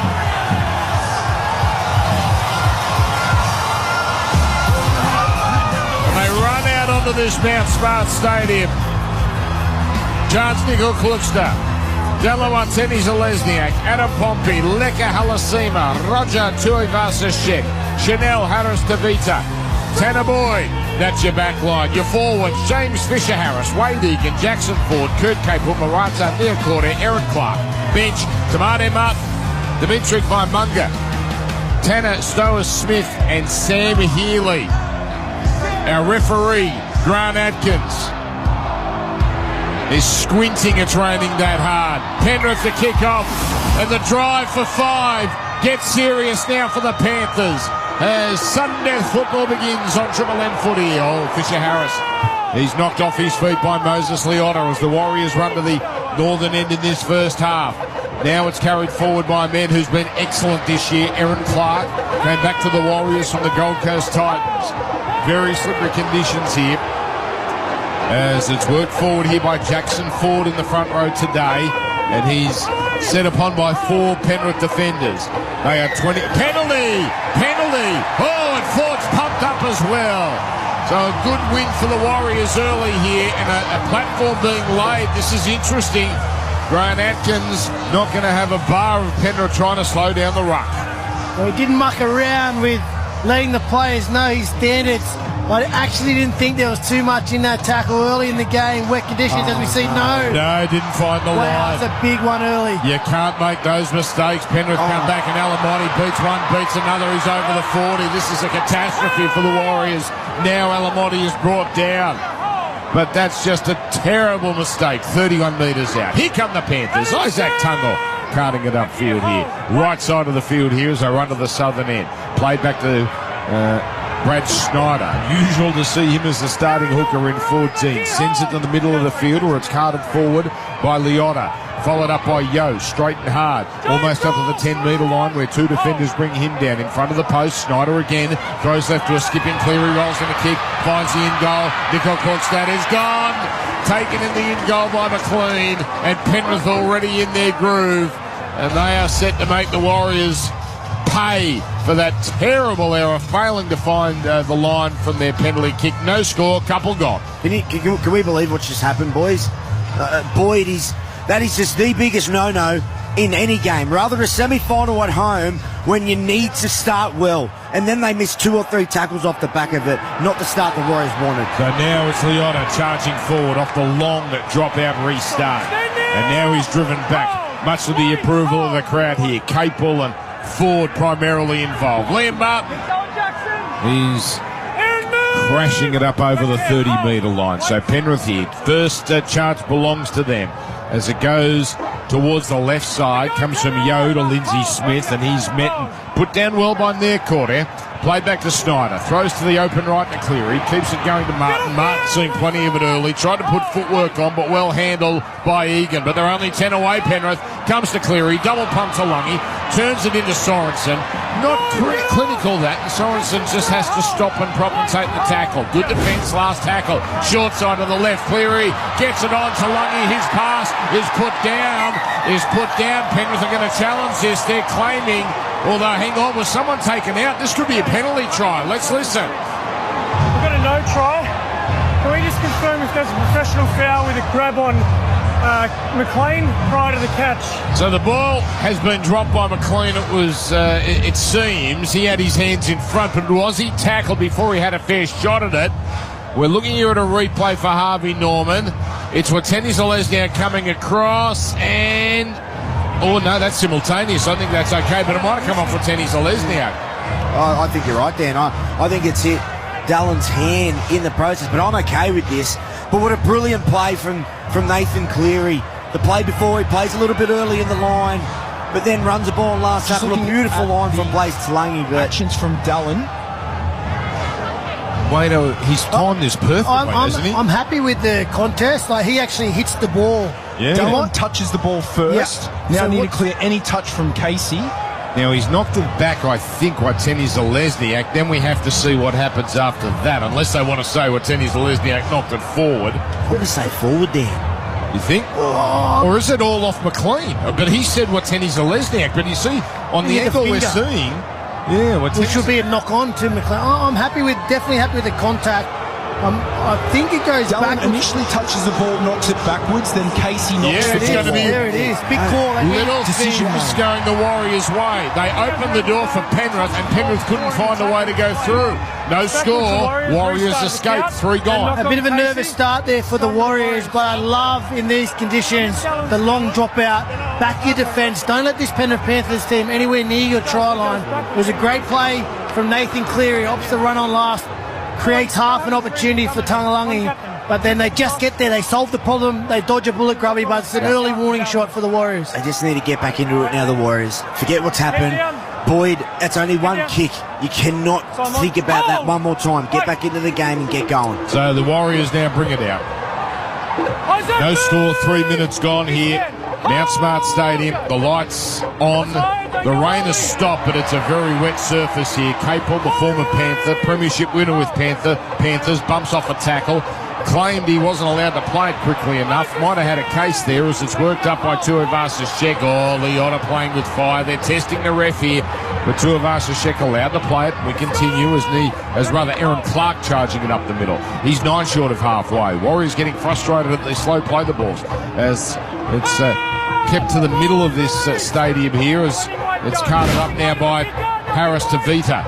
Comes to Boyd on the next play. Puts up a high kick. It's going nowhere, and that's out on the full. Oh, no, it bounced inside the touchline. Well, from our angle, that looked like it hit the paint for sure. Comes away to Penrith come away with it. One way or the other, not a great kick from Tanner Boyd. Nervous start for him. No score, 4 gone. Now it's Edwards working it up here for Penrith. So Dylan Edwards charging forward, running into Niakorda and Capel. And Capel flying across the marker to try and bring down Alamotti on the next play. Alamotti got past him, but not past Fisher Harris. Another 1-hour play. Leota. They're in their finals mode here, Penrith. They've gone up a gear from what we've seen the last few weeks. Leota is not going too far, but not in finals mode. The last play, Yo didn't like his options on his outside, couldn't connect with Cleary, so he put in an unusual-looking kick. It was effective enough. It went about 30 metres, and the Warriors inside their 20. No score here. 4.5 gone. Yeah, just an example, Dan, of what you lose when a Mitch Kenny is out of the side. They just clearly lost track of the tackle count. Mitch Kenny would have known where they were, who needed to find the ball, which was Nathan Cleary. Instead, it goes to Isaiah Yo. He has to fashion a kick, and just shows that the Penrith aren't quite at that level that we know they're at. No, they've been playing their style there, but they just they took their foot off. Last tackle, good set this. Harris DeVita threatens to run and puts up a kick on the run. Coming down 15 away. Alamotti lost it behind him. Now might have come off a Warrior. Oh no! It's called an Alamotti knock on! And they've burned their challenge already. Well, here we go. Warriors with their first opportunity. Quick one from the sideline, Chris Key. Oh, fellas, I've never seen officiating this accurate in all my time as a Wars fan, being at Mount Smart in the rain. This is how we want to start the game. And I'm going to say, the crowd is absolutely loving what's going on at the moment. Just make sure that Tanner puts those kicks over the sidelines. We'll be right. Yes, indeed. Now, we've got Brad Snyder coming off with a HIA. This is not going according to plan for Penrith. Looking at that replay, Josh, probably lost it forward at some point, Alamotti. Although if he challenged it, he might have had a case. But Schneider is off after 5 minutes. Well, he's come out of the line to try and whack someone in the set before, and he come off very, very ginger. But look, Summerton comes on now. He's a hooker. He'll probably need a little bit to get into the game, but it's not the worst thing. But the Warriors' resilience from that start to where they are now is brilliant. Let's see if they can make the Panthers pay. So they go to the right here, and it's Halasima carting it forward. By the way, full-time in Sydney, Argentina 28, Wallabies 26, and if our new man in New Zealand makes a snide comment, his employment will be terminated. Right up right here. They're good, the Argies. Now comes open side, where it's Fisher Harris bumping it up and drop down 8 away. Warriors here, patient, but have they got the polish to get over? Comes to Boyd. On it goes to Clark. He does well to hold on after a little bobble. Taken down by McLean. Short side play on the next. Down the right. Boyd runs into a cul-de-sac, and he's dropped down. Rain is back. Last tackle. Slow play the ball. Deep pass for Harris to Vida. Kicks across the face of goal. Coming down, 5 out. Off a Penrith hand. That's a knock on. Tungle stuck his hand out there and hit it on the way through. This will do for the Warriors. They'll go again. No score. And we spoke about the kicking game. Even more important in a game like this, wet, greasy conditions. Got to put it in the right spot, and then you have to get people around the ball competing. Kurt Capewell, so experienced. He knows his responsibility. Gets up there, causes a bit of chaos in that defensive line, and it was unfortunate. The bounce of the Panthers bounced up into Alamotti's arm, but another knock-on, sustained pressure. Warriors, they just got to stay patient here. Keep building this pressure and see if they can crack this. 10 metres out, they win the scrum. As they go left side, the pass knocked down by Cleary. Someone's offside here. They can take 2 points. In fact, Cleary might have been called offside. Racing up out of the scrum, making an effective tackle. Now it's on. Now we're going to a bit of push and shove. Let's see who's in the thick of this. I see Moses Leona, and I see James Fisher-Harris. The front row, the premiership-winning front row, having some good words with each other, and that is the presence of Fisher-Harris. This is what we want. The Bass brothers, absolutely no love lost, and this is what it means. They're on different teams right now, and I'd love to see what happens here, but I'm sure the Warriors will take the 2 points, but I love this. This is what you got to do. Season on the line, game on the line. I don't care who you are or what we've done. It's on. How good. How good. I think Atkins, he might have pinged Nathan Cleary there from the side of the scrum. Yeah. They jumped. The lock picked it up. Nathan jumped. He swarmed all over Tanner Boyd, and what a great position to be in. You take the 2 here. Hopefully, for Tanner's sake, he gets a nice kick over here. He needs a moment. Settles the nerve. Because I think they only got that penalty because Boyd dropped the ball. And had he not dropped it, ref would have just let play continue. But once he just dropped it cold. Cleary was up in his face. So he's had 3 really nervy moments. There's, look, Aaron Woods has gone over. I thought he was at Shark Park tonight, but he's there. We met him. He's a nice fella. Yeah, he's a nice fella, but he's got to come up with a different routine, I think. He's been using the same trick for too long now. I think it's time to... You over it, I think it's time to change up the routine. You're saying the shoey's got to go? Or you're saying the beard's got to go? Yeah, just change up the act. Oh, dear. Pertec kick predictor, 95%. No prisoners here at Triple M footy. He's got it. A reliable performance turned to Pertec. Drama resistant since 1980. Warriors on top, albeit slender. The lead 2-0, 8 gone. Triple M rocking finals footy for Ream Hot Water and for McDonald's. Hot water needs replacing? Go for one that's steady, hot and strong. You know who we're talking about. Built tough for Aussie conditions and manufacturing right here in Australia for over 80 years. When it comes to water heating, ask your plumber to install a Ream. Yes, just over 8 minutes gone down here at Mount Smart. The Wars opting to take the 2 points there. Offside call. A lot of calls going the Warriors' way, in fact. And as a Kiwi fan with his boots on the ground here in beautiful South Auckland, fellas, I'm absolutely delighted. And a little insight into the Leka Halasima switch to centre. They're going all in. Apparently Leka has been asking Coach Webster to put him at centre for a long time now. Okay, well, we'll see. He can find the try line. We'll see if it pays dividends. Thank you to Chris on the sideline. And this is why you want home ground advantage. You get the 50-50s, which they're certainly getting at the moment, the Warriors. And it's near quarter hitting it up. They're playing at pace now. Boyd hit hard in the tackle. Penrith offside. They are getting very frustrated with Grant Atkins. And Isaiah Yeo is as cranky as I've seen him this early in the game. Maybe ever. He is into the referee, but it's now 3 penalties to 0 to the Warriors. Yeah, look, I'm all for the home ground advantage and whatnot, but let's just let the game flow. Atkins, it's a semi-final. It's not about you. Let the boys play. Well, there's a stark difference already about how the match was refereed last night and the start of this game.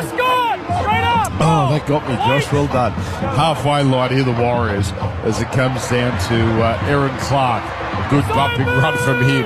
His 5th run already. 45 metres out. 10 minutes gone here. Warriors on top 2-0. It goes right side now. The halves combine as Boyd links up here with one of his second rowers. This is near quarter. Caught up though quickly by Sorensen. Played back to Egan. Lovely subtlety out of dummy half. Holding it up briefly and then bringing forward onto it at pace. Geez, a good player. Egan. It's a 10-metre run, and the ball played, and Egan now, Penrith again jumping off their line as Boyd, double pump out to the left side, Harris to Vida, giving it on, and then he gives it to Pompey, who can score the line, get to the line himself, is rounded up by Cleary. Last, 12 away, comes to Harris to Vida, high kick coming down under the post, Edwards up, lost it, big goal! I think Sorensen grounds it. I think Sorensen got there first, and if he didn't, it might have been dropped by Nickel Kluckster. It doesn't look like a try, but Penrith. We've knocked it dead off Penrith. We got a no try. Just trying to review that there was no grounding by the Warriors from the way through. Okay, so it looks like no try. Let's look at this replay here, and not a good start of the day for Dylan Edwards. That was a testing kick because you had rain, you had goalposts, you had chasers. Players playing on. As we look here, Ford goes up with him. It's all Penrith. It's Edwards. He's lost it forward, so that will be... There's a knock-on from Penrith. It'll be Warriors' ball at worst. So now, can they get the try? Nickel Kluckster and Sorensen are near the ball, and I thought the referee... Knock-on's field of play. Oh, okay, so they're checking where the knock-on was. So it'll be Warriors' ball 10 metres out, unless it's a try here. Nickel Kluckster going forward. Sorensen reaches out. He doesn't ground it, but neither does Nickel Kluckster. So the ball is not grounded by Scott. 10-metre scrum. Beautiful kick there from Harris to Vida. You said it, Dan. Testing Edwards, but it's the post. It is so hard to compete with the post. It's the hardest person on the field. But no confidence, post, rain. Dylan Edwards, he's feeling like Tanner Boyd right now. He needs a moment to get himself into this game. And again, that time was Jackson Ford just getting through enough pressure, enough competing to force that error, make Dylan Edwards go up in an uncomfortable position and execute some skill. It's difficult as it is in these conditions, even harder. This is going according to plan for the Warriors, but they need to score points at some point, a try, because they're getting all the 50-50s. They've earned a lot of those.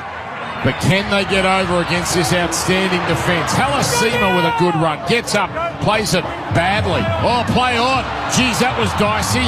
Not the cleanest play the ball. As the fullback, Nickel Kluckster, charges onto it, gets to within a metre. Play back to Egan. Throws left to Clark. A centering run here towards the right upright. He's down tackled by 3 Panthers. Warriors 2-0. Left side is very, very deep here for the Warriors, but it comes to the right. Boyd onto Nickel Kluckster. 2-on-3. Nickel Kluckster can only take the tackle from McLean and Salungi. Penrith defending well. Back to the open left. Boyd getting it on. Away now with a little run-around play. Fisher Harris onto Aaron Clark. But again, well read by Penrith. Last tackle there, centre field. 10 away the Warriors. Comes to Boyd. Shuffles it on Harris to Vida. Wonderful pass. Capel. He throws the last pass straight to a Panther. Alamotti takes it, but he can only plunge into the in goal. So even a bad finish for the Warriors, and the result goes their way, line dropout. Well, Capewell, he did what he had to do. He got through the gap, and Grubby, I think he actually got let down by his outside support. He was expecting his centre or his winger to be pushing off his hip. Listen, he threw it without looking. Alamotti recovered the ball and went into the in-goal, but that's a missed opportunity. Now, a grubbing kick, too good. Nathan Cleary again proves why he's the best player in the game. He has drilled a kick along the ground with a bit of banana on it on this wet surface. The Warriors winger, Roger, absolutely no chance, and it clean bowls him, goes into touch Penrith ball. It was like a Yorker. I don't think I've ever seen that. A drop-out banana. He just keeps getting better and better, but as you said, Wado, games like this, pushing around the ball, you only get small opportunities, and they missed one there, pushing around Capel on last tackle. So here's Somerton getting it onto Edwards. Edwards now driven backwards here. Capel there. So is Ford. So is Fisher-Harris. They went on with that tackle. They gave away a penalty. It was dangerous officially. Yeah, Edwards, he got into an unusual position there, and his head sort of went into the ground first. Nothing particularly dangerous. It just looked unusual, and Grant Atkins awards Penrith a penalty. I would almost challenge this to James Fisher-Harris. The reason he tips over into an awkward position is his own player, Alamotti, gets him behind him and tries to hold him up because he's getting driven backwards. I'd love to see a replay. We're past the penalty point. Yeah, hard one to over. You might be right, Wade, but I think that's a hard one to overturn. But I'd be into, because Alamotti has no right to grab and interfere with Edwards here. Is it Liotta? See, he's actually holding him up there. Yeah, he grabs the midriff. Liotta, he might get a suspension. He might get it, yeah. Like that for me, I'd be making the point that they can't interfere with the tackle, and if they do and it goes wrong, well, that's on the Penrith Panthers. So they're up to halfway, Penrith. They've done all the defending, really, as they get some rare possession, down 2-0, and now Liotta driven backwards here. This is an inspired Warriors outfit right now. Capel is in the middle of everything. Played to Summit on a line ball pass there to Yo. And he's collected, still centre field. Summerton picks up, fires it left to Talangi. Talangi turning it into Lindsay Smith. And Smith, he bends the defensive line back. That's a better run. Summerton in his 12th game of NRL, 7th this year. Gets it at dummy half, gives it to Talangi, who's growing by the week, the former Eel. And he runs down the left side, but well contained. Last 30 metres out, Cleary puts up a high kick, contest coming. Wateni Zalesny comes forward. McLean out bodies him, knocks it back. Now it comes to Grubbers off a Warrior, goes into touch, and the Warriors survive. And it should be, it's going to be Warriors ball here. Well, let's see, as To'o put a foot on the line. Here we go, and has he knocked the ball on? Well, the touchy's flag went up there. It looked like a clean kick. It is Penrith ball. Yeah, that makes sense. I think the Warriors are just celebrating the small win. No tries. Anything but a try is a win. But a pretty clear Panthers repeat set coming. And now 2 tackles in. 15 gone. 2-0 Warriors. Lindsay Smith not going too far. He's in front of the post. Comes to Liotta. A crash play. Handled. He spun into the ground, right upright, 3 metres out. Summerton waits at dummy half. 6 more tackles here. Warriors offside. Martins is going to soak up a tackle as they open up the left side. Cleary yet to play a role in this set. Played back now to Summerton. Throws it left to Yo. On to Cleary. Double pump. Oh, the man he gives it to puts it down. The chase is on in the in-goal, but there's no doubt it's been knocked on by Scott Sorensen, normally a star in big games. Looks like he had a little bo peep at the defence. And Penrith, they let the Warriors off the hook. 2-0 it remains. Yeah, a tough ball to catch in the wet. Nathan's first few touches, he was actually giving it to his runners that little bit early, but he decided to roll the dice there and go into the line. And usually a trusty Scotty Sorensen has beautiful hands, but this is what this weather creates. Penrith Panthers were looking to camp down there a little bit now, but now they've got to defend again. All right, let's go to the sideline for Bob Jane Teammates, where they have their great buy 3, get 1 free offer, plus instant cashback deals. Call or shop online today. Our man Chris Key. That's a hell of a deal, actually, Dan. Some good news for the Panthers after kind of stuff in that last passage of play up there. Schneider has passed his HIA. He's on the sideline and he's rearing to get back out there. Okay, that's good. Thank you, Chris. Good stuff. That's good news for Penrith. Penalty. That's not good news. Pompey, they wouldn't allow him to play it. This is a ruthless refereeing performance from Grant Atkins. Josh Reynolds is about to blow his gasket. I don't know, 5 penalties in 16 minutes, is that really, we're really doing that? I don't know. Anyway, I'm you know how Cam Serrato last night said, I'm stopping here. I'm stopping here. You'd be no good as a coach, Jockey. Your press conferences would be fantastic, though. Oh, wouldn't they be like Ricky? Oh, wouldn't they be entertaining? The Warriors up to halfway after putting the ball into touch. Slow play the ball. Now it's and worked here to Fisher Harris, who's met and put down. Penrith on the Masters, though, they'll keep doing this because they'll assume the referee just won't keep blowing penalties. At some point it'll stop. Melbourne are very good at that as well. Aaron Clark with a run up the middle. 35 out where he plays it. Comes right side on the next Boyd. Nickel Cooks there. He had Halasima pouring through a gap, but they just couldn't link up. Tackle made. Crucial one from Sorensen. Egan with a little short side play. There's Lecker the Wrecker. Throws off Sorensen like he's a little halfback. And eventually stopped by Summerton. Now, Summerton almost did give away 6 again, and that would have been legitimate. He finally lets his man play it. High chopping kick across the face of goal. Good catch, Alamotti. But he's dropped down by Roger Tuivasa-Sheck just 3 metres out from their own line. Warriors here on top. 2 points to 0 on the scoreboard. And now Tungall can't get it to his 10-metre line. Yeah, it's been an odd start to the game. Neither team really in any... It's his shot from Fisher Harris on Alamotti. Listen to him bringing the crowd into it. This is exactly what they need to keep doing. They can't give a penalty away as To'o tries to tunnel his way through. Warriors left on the ground. Warriors left on the ground. I think, who was that? Is that Nia Corder? We'll check on that shortly. But he gets up here. He's hobbling back. He seems to be okay, but he was on the ground for a while, though. The doctor might want to have an inspection. Cleary, banana kick. He's nutmegged Roger, but the ball doesn't go into touch.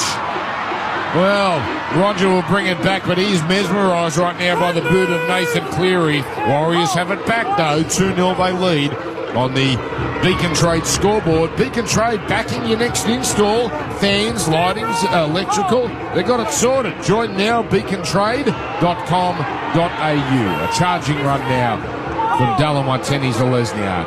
Play back to Egan. Controlling things wonderfully, Wade Egan. He throws to Nickel Klukstad. His 6th run down the middle there, and he's collected 14 short of halfway. Elegant looking kick before the last.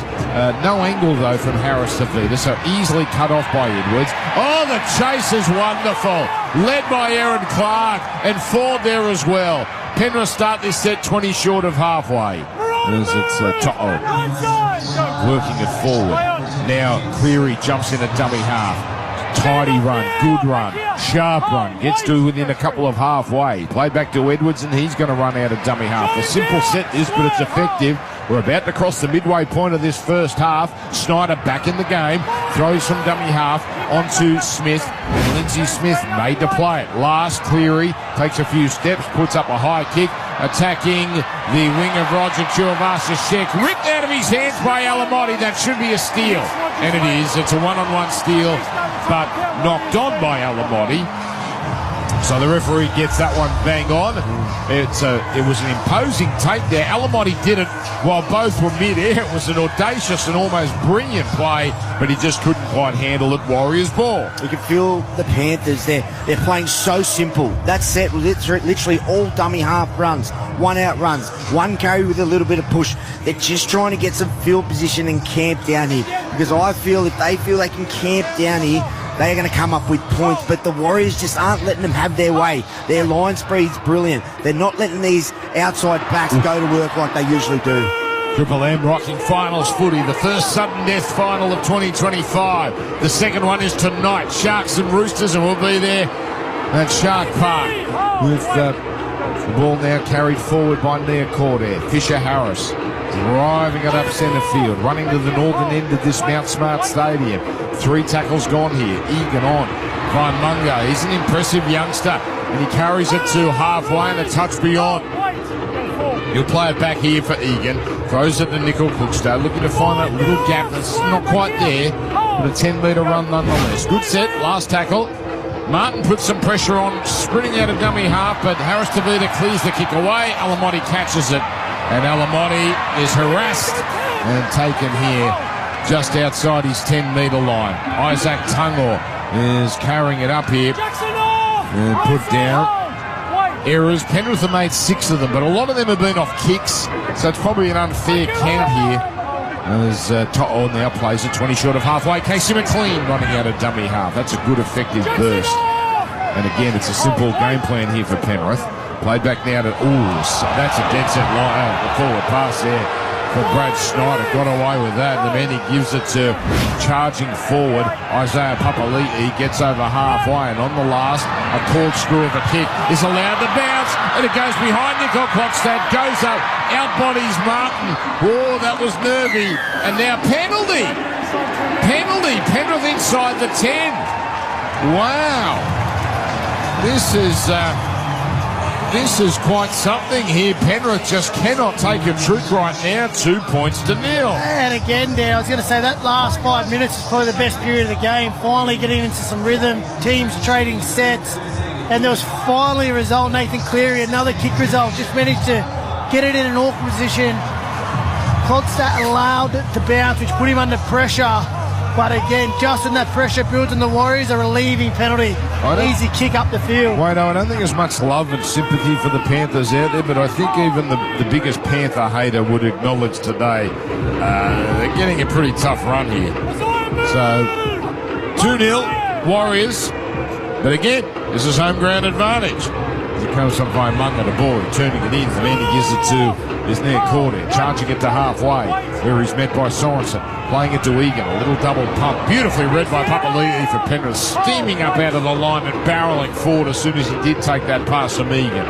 Now Vaimunga, geez, been strong to start. Vaimunga came on about 3 minutes ago. Good inclusion. On the last, it's the left-footed kick of Harris DeVita coming down 10 away. Easy catch for Tungor, but Warriors are happy to let him, in fact, to Talamotti, they're happy to let him catch him out there, and they'll just make the tackle immediately. Now Tungor bringing it back. 2-0 it remains. Warriors over Penrith. Both teams just playing the same semi-final style of football. Put the ball in the corner, in the cage, 5-by-5, and just wait for someone to make a mistake. But both teams doing a really good job getting out of trouble, but just waiting to see who's going to crack first. Terrific run by Papali'i, and he got a penalty. He earned that with real energy. He got out of that tackle, sprung up to play it, ball planted, but he kept his hand on the ball, so he was in the right, and then got a little shove. That's a good play from Isaiah Papali'i, and Penrith will go on the attack, down 2-0. I was a little late that call too. I thought Atkins was going to let that slide. I was like, surely not after what you've got the Panthers for already in this game. I was going That's off. definitely a penalty. But listen, each time the Warriors have got a penalty, the Penrith defence has handled it. Now the Warriors, it's their turn to try and respond after a penalty. Papali'i swarmed in upon by Capel and Fisher-Harris. Boy, those two have led the Warriors well today. Now it's Talangi turning it into Smith. Lindsay Smith almost up to the 30. Captured by Nair Corday. Played back now to Snyder. To the right to Yo. Then to Cleary. An early chip kick into the corner. Sliding across to take it as Nickel Klokstad, but he's hemmed in the corner. Oh, they're going to have to roll their sleeves up here, the Warriors. This is where Penrith eat. This is their bread and butter. There's Roger. Carts it up. Strong run. Gets to the 10-metre line. Play to Harris DeVita. On it goes here to Pompey. And Pompey is met here quickly by 3 Panthers. I don't think they're going to get the penalty there that they desire, this crowd, as Wateni Zalesniak is going nowhere as he runs towards the middle. They're still not up to their 20. Now they are, but it took them 5 plays to get there. Great run, Halasima. Emo went about 11 metres with defenders on him the whole way. Need a good kick here. This is where they can struggle, the Warriors. They don't have a big boot. And it's Harris DeVita. More height than length, really. Taken now by Alamotti. Throws to Edwards. Keeps it going left there. Gets rid of Wateni Zalesniak. Then near corner. This is an awesome run. Gets to halfway. Finally claimed. And Penrith now on top, really, for the first time in the run of play for quite some time. They trail 2-0. And it's McLean with a terrific run down the left edge. And he'll play it back now to Snyder. To the right to Edwards. Edwards to Yo. Yo to Cleary. Double pump as it goes across some Tungor. Out to Alamotti. Alamotti with a neat right footstep, but straight into 3 Warriors. 30 metres out. 6 in from the right touchline. Cleary dummy half. He throws to the left to Edwards. Gets it on to Papali'i. Papali'i driving. Almost has his pants pulled down as he's met on the 20-metre line. 2 tackles left. Schneider quick service out to Cleary. Cleary everywhere now. Underarms it as his tackle. Finding Talangi. Talangi delays his pass, then throws to McLean, but the defenders are there waiting, and the tackle made 10 away. Last play, this Snyder comes back to the open to Cleary. He goes to face past the Papali'i, and Papali'i crashes over. Oh, Isaiah Papali'i has made a massive impact, and he got a piece of a pass from Nathan Cleary as the Warriors are expecting a kick, and Penrith have soaked up a hell of a lot and lead 4 points to 2. Oh, that man, Nathan Cleary. It comes down to him so many times. It was a great start to the set from Brian To'o. They shifted early across to his wing. He managed to break a few tackles as he always does. Puts it in great field position. And just the understanding of Nathan Cleary, the numbers, they all expected him to kick. Didn't really have time to diagnose the play, but just knew there was space there. Floated the ball across the face of 2 of his Penrith teammates. Finds Isaiah Papali'i. He opens the scoring for this Penrith Panthers team, and what a impact he's had since he's come off the bench, Grubby. Unbelievable, and you've seen him, the Iceman, the set before, starting to turn the screws. A tackle for kick right into the corner, and he says, do your best, Warriors. And then he goes to the line, as all good halves do, sums up the situation and does what the defensive line doesn't want you to do, and hits a big barnstorming front rower. And Penrith get their first try. That's a hammer blow for the Warriors. It's still only a 1-score game, but the Panthers will feel good about things now. And Cleary will be bang in front here. 100% on the per-tech kick predictor.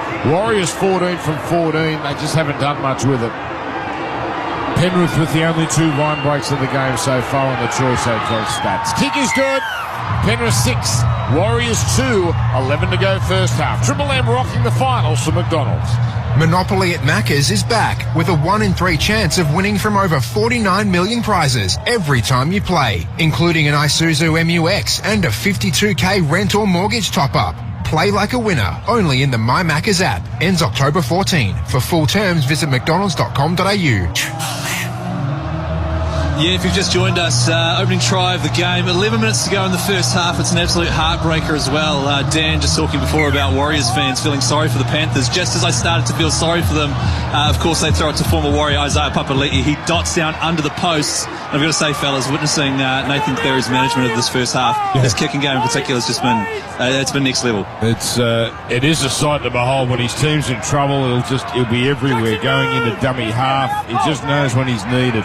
Penrith now with Snyder getting tangled up there with the man who playing the ball back to him there, and that was strange. So is the next play. Jackson Ford gives away a penalty. He just loitered in the ruck. They got away with it the previous play. They didn't get away with it there. He was going to blow 6 again, but because it happened inside the 40, that's a penalty. That's a much better result for Penrith. And now the Warriors are about to be tested. This is a big period here for the Warriors. Penrith smell blood, and as we said before this, the Warriors can't let them go bang bang and pretty much win this game. So Snyder, a dummy half. On to Liam Martin. A 1-out run. Raining and windy. 6-2 Penrith. Martin, well handled by Capel. Capel's been fantastic. Now on the next, it's the try scorer Papali'i. Makes it up to the 30 with his run. And he plays it now for Snyder. Throws to the open left to Yo. Ball playing to Cleary. Stab kick. McLean scooting across, but Nicole Cookstad takes it. But McLean, just like it's on a slippery slide on Christmas Day, just puts a hand on the Warriors fullback and helps him back into the in goal. We're getting a masterclass now from Nathan Cleary. A perfectly weighted kick. And Nicole Cookstad had no chance. 6-2 Penrith. So, let's see. They went long early. And, Boyd, he tries to do a Nathan Cleary, but he miscues the kick. He pulls it badly as he tried to drill it along the ground, but it doesn't make the 10-metre line. Penrith ball. Now, Penrith, are they claiming a penalty? He's kicking it intense for both of them together. Yeah, so, he's intending to kick it Yeah, he's only to the 10-metre line. It's only when it's a long kick and it goes out on the full, that's a penalty. James move! but they are trying to encourage the short kick, so it's not a penalty if it doesn't go the 10. Comes here for Yo onto Lindsay Smith, and Lindsay Smith is met in front of the post, 9 away. Penrith looking for back-to-back tries. So, Cleary drops it behind him. Oh, he got away with that as it was picked up there by Tungor. Tungor dropped down, 12 away, right upright. Now it's Snyder to the left to Yo. He changes the angle, passes as he's falling. Loose ball, hits the ground, picked up by Alamotti. Running, got past Capel, almost got past Ford. Ford holds on down low. Tackle made, 12 out, right side. Back to Papali'i, on it goes to Lindsay Smith. He was one pass away from a try assist, but he's held on to. And they wrap up the arm with the ball, the Warriors defenders. Last tackle comes to Cleary. Didn't get the greatest pass. Now Cleary gets it on. Little out the back play with Sorensen. Then the kick stabbed into the in goal. And Nicole Klokstad is being peppered right now, and all he can do is ground it in the in goal.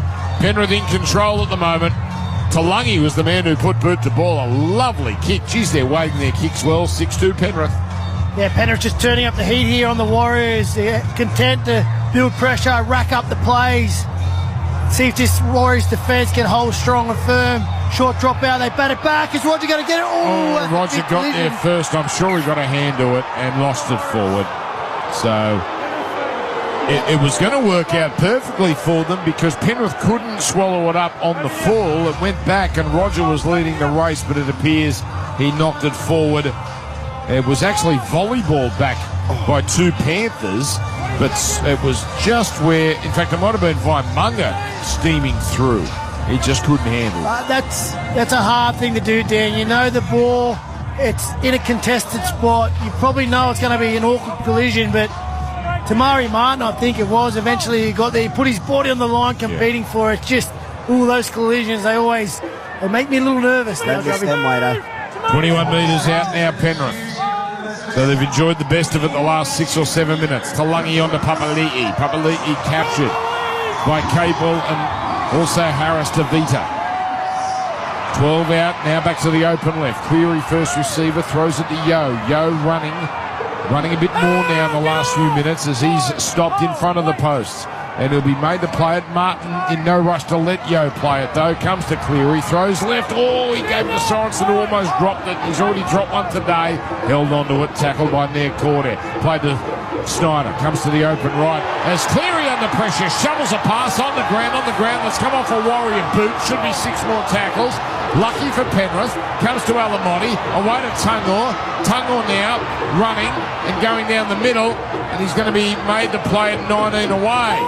And in fact, geez, I thought there was a Warriors boot in there. The ref hasn't seen it. So this is the last. Cleary rolls it in. This one's rolling, and it just sets up. Nicole Klokstad he had dreams that was going to keep going, but Cleary's got the thing on a string right now. It's another line dropout. This is the 4th the Panthers have forced on the Choice Hotel stats. Yeah, it is an absolute kicking masterclass here, and the best thing about that is Harris Tavita comes out of the line, trying absolutely belts Nathan, but he gets up, dusts himself off, and gets his team another repeat set.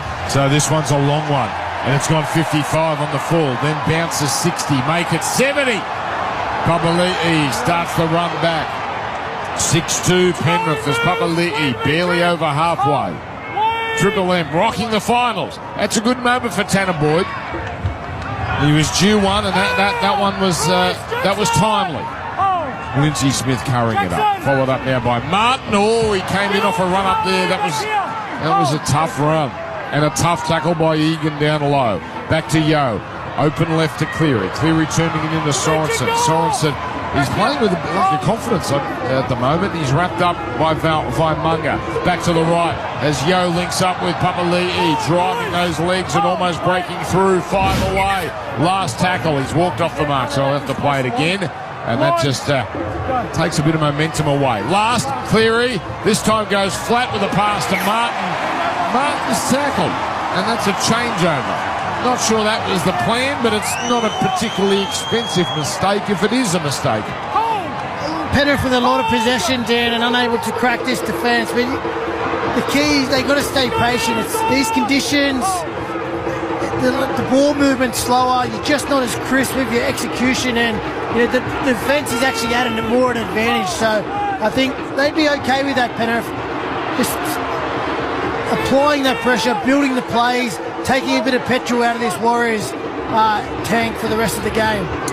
Wade Graham, Seabus Super expert, making hard work pay off. Seabus Super, Josh Reynolds as well. Egan, just shy of his own 40. A pass to Tomato Martin. And he stopped. And he'll play it 5 short of halfway as Harris Tavita kicking again. A bit of a nothing kick taken here by Edwards, who catches it and goes down the middle. So 3.5 to go in this first half. Just the one try. Isaiah Papali'i with the 4-pointer. With Alamotti, his 8th run, working it up just to the right of centre here for Penrith. As it's worked up now by the number 15, Liam Henry, a fresh body for Penrith. And he brings a bit of energy into that run, playing it back to Snyder, throwing it to his right to Tungor. Tungor driving over halfway. He's made the play it though with 2 tackles left. It comes from Snyder to Yeo. A nice straight run from Yeo, but Capel, Capel, he can live for the big games. He wraps up the arm of the ball and Yeo has to take the tackle. Last, Cleary puts up a high kick coming down 10 away. Wateni's Lesniak this time allowed to catch it. Now he might have accidentally been clipped in the head there. He's certainly selling it, but he's not going to get any love there. Wateni's Lesniak. I think he might have actually had a case there, but anyway, 6-2 Warriors. As Penrith trying to force a mistake and get one last crack before half-time. Here's Halasima playing in the centres. The relieving run from him over the 20-metre line. Juavasa Sheck, his 9th run. Good run too. About 12-13 metres he gains. It's been a pretty good set this. Comes from Martin. A no-look pass, not fallen for though by the Panthers. Are all over the recipient there. That recipient being Nico Kluckster. Last, here's Boyd from right on his 40. He kicks high. He's not looking for the touchline. He's got it straight down the throat of Edwards. Takes it 15 out from his own line. And now he brings it down and brings it back to within 20 of halfway. Inside the last 2 of this first half. It's Penrith 6, Warriors 2. It's interesting to see if Nathan comes up with some sort of trick play here. Grubby, most likely the last time they'll touch the ball if they don't come up with something special. Now it's a hit up from Henry in the headgear these days, and he's closing in on the 40-metre line. 90 seconds left, 2 tackles left in this set. Cleary to Talangi, delays the pass. Well read by Halasima as Sorensen has barreled. They're having a good battle, those two, Sorensen and Halasima, as the high kick goes up. And who wants it? Nico Klokstad. He was late. He was late on it, but he caught it and actually took it in stride because he had to really dive in or jump into that ball. Warriors have it back. 80 metres from the try line, with this looming as the last set of the first half. Well, it's certainly their last set anyway, as Pompey threatens to pass, but there's no one 20 metres to his left, so he just has to take it himself, and he uses his leg strength to get close to the 40-metre line. Back to the right, forward, dawdles into the tackle, throws to Martin. Martin to Boyd. Boyd breaks clear. He's into the backfield. He's got no one to give it to. McLean in pursuit. Boyd has to take the tackle, but a tremendous run. Warriors, 35 seconds left in this first half. They spin it from right to left. Harris Tavita puts up a kick. Roger coming through. Awkward bounce taken by Edwards. Now Edwards runs down the sideline. Warriors in pursuit. Oh, this game has come alive. And Edwards is stopped here. And he's staying down. Oh, he's going to claim Crusher. He's going to claim Crusher here. They'd love a penalty because they can boot it in the touch and have a 2-point field goal attempt. But Edwards, I'm not saying we're in Neymar territory, but it was quite the delayed reaction here. As Tanner Boyd on the replay, he broke free, and if he just had one Warrior to link up with, that could have been a try. 10 seconds left in the first half. That was the Warriors' first line break. Now it's Alamotti running. This is probably going to be the last play. It is. One try. It's on here in Auckland. They're hanging in there. The longer they hang in, the Warriors, the more they'll like their chances. And they are giving Penrith everything they can handle right now. It's Penrith 6, Warriors 2, and Penrith look like, well, unless they catch fire, they're going to have to go the distance here. Triple M rocking sudden death footy. Sudden death. DEF. Sudden death footy for Ream Hot Water and for McDonald's. Shut up! The footy's on Triple M! Triple M rocks footy. Tradies, big jobs, small jobs, tough jobs. Beacon Trade's got the lighting, fans and electrical to get it done. Join up at beacontrade.com.au. Halftime for GIO. GIO, insuring New South Wales since 1927. That is classy. That is another New South Wales drive. Protect precious with GIO. GIO.com.au.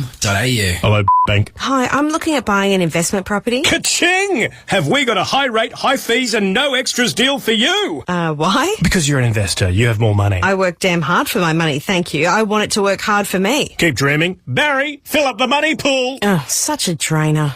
Athena's investor home loans are fee-free, feature-packed and super sharp on price. Now that's the dream. Visit athena.com.au. Athena, love us and leave us. Application subject to eligibility and assessment. This is the sound of making easy work out of hard work. Spitwater pressure cleaners get the tough jobs done. Find your nearest dealer at spitwater.com.au. This is the story of how you can escape your pricey telco. It begins by trying a Mason mobile and getting a massive 80 gigs of data for just $15 for your first renewal. Yes, that's right. $15 for 80 gigs. Then you tell your partner, who is gobsmacked to find a Maysim also have internet for your home and offer great deals on NBN. So make this story your story and escape your pricey telco with a Maysim. Amazing! 28-day expiry, ongoing is $40 for 80 gigs and 2nd of the 12.25. NBN available at eligible premises. T's and C's apply. Here's the story. The 2025 Toyota AFL Final Series starts now. 160 years of the good stuff. You know why the footy feels different in spring, why some names could echo forever, and why some moments never fade. Sensational kick around the corner. It's finals footy. The biggest stage, the biggest stories, and it's time to get in on it. More info at finals.afl. At Coles, snack and save on great half-price chip specials. Like half-price Pringles potato crisps, 118 to 134 grams, now just $2.75. Shop in-store or online at Coles. Offer ends Tuesday. Night at the Barracks. Sydney's spectacular outdoor concert series returns in 2025.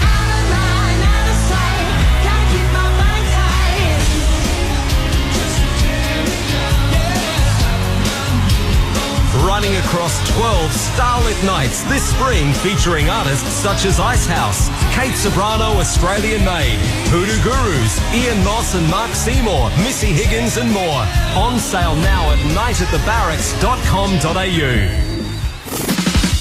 Halftime for GIO. GIO, insuring New South Wales since 1927. That is classy. That is another New South Wales drive. Protect precious with GIO. GIO.com.au. Shut up! The footy's on Triple M! Triple M rocks finals footy. Beacon Trade's backing your next install. Fans, lighting, electrical, sorted. Join now at beacontrade.com.au. This is captivating because it's sudden death. It's not the most blistering football, Wade Graham, but there's so much on the line here. You can see the desperation. Penrith 6, Warriors 2.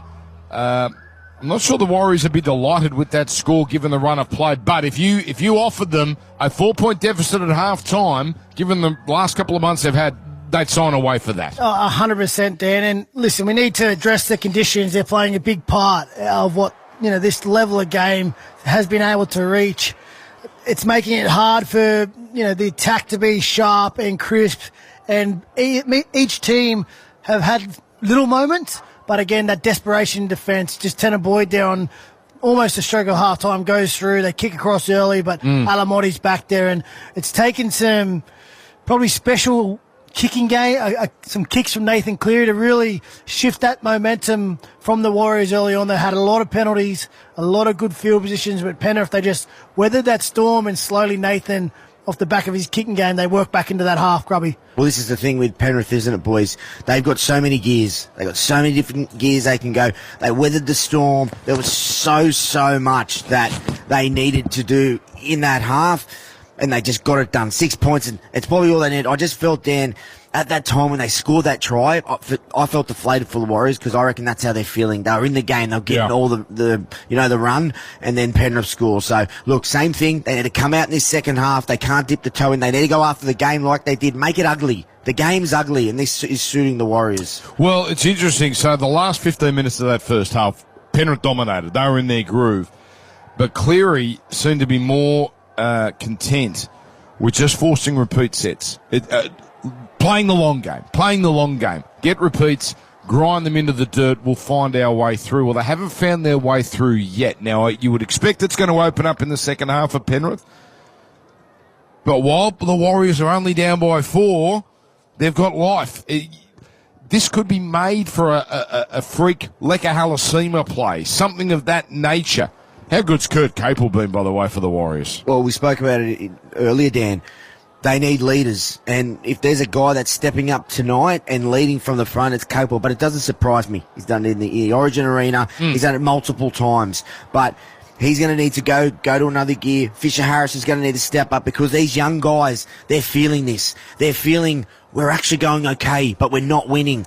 But they can't go into throwing the ball out of their backsides. They can't go into frantic footy. They need to stick to what they're doing, and then just get one of those tries, a breakaway. Tanner Boyd nearly scored a try then. We need push. We need support. That's all Andrew Ebbs will be saying. But that's a good moment for him because he had some very shaky moments in the first half. Yep. To have that, all right, they didn't score off it, but he made a contribution, a really positive contribution. After the long dropout as well. That's right. So he's back in business. Looking at some stats here for Choice Hotels.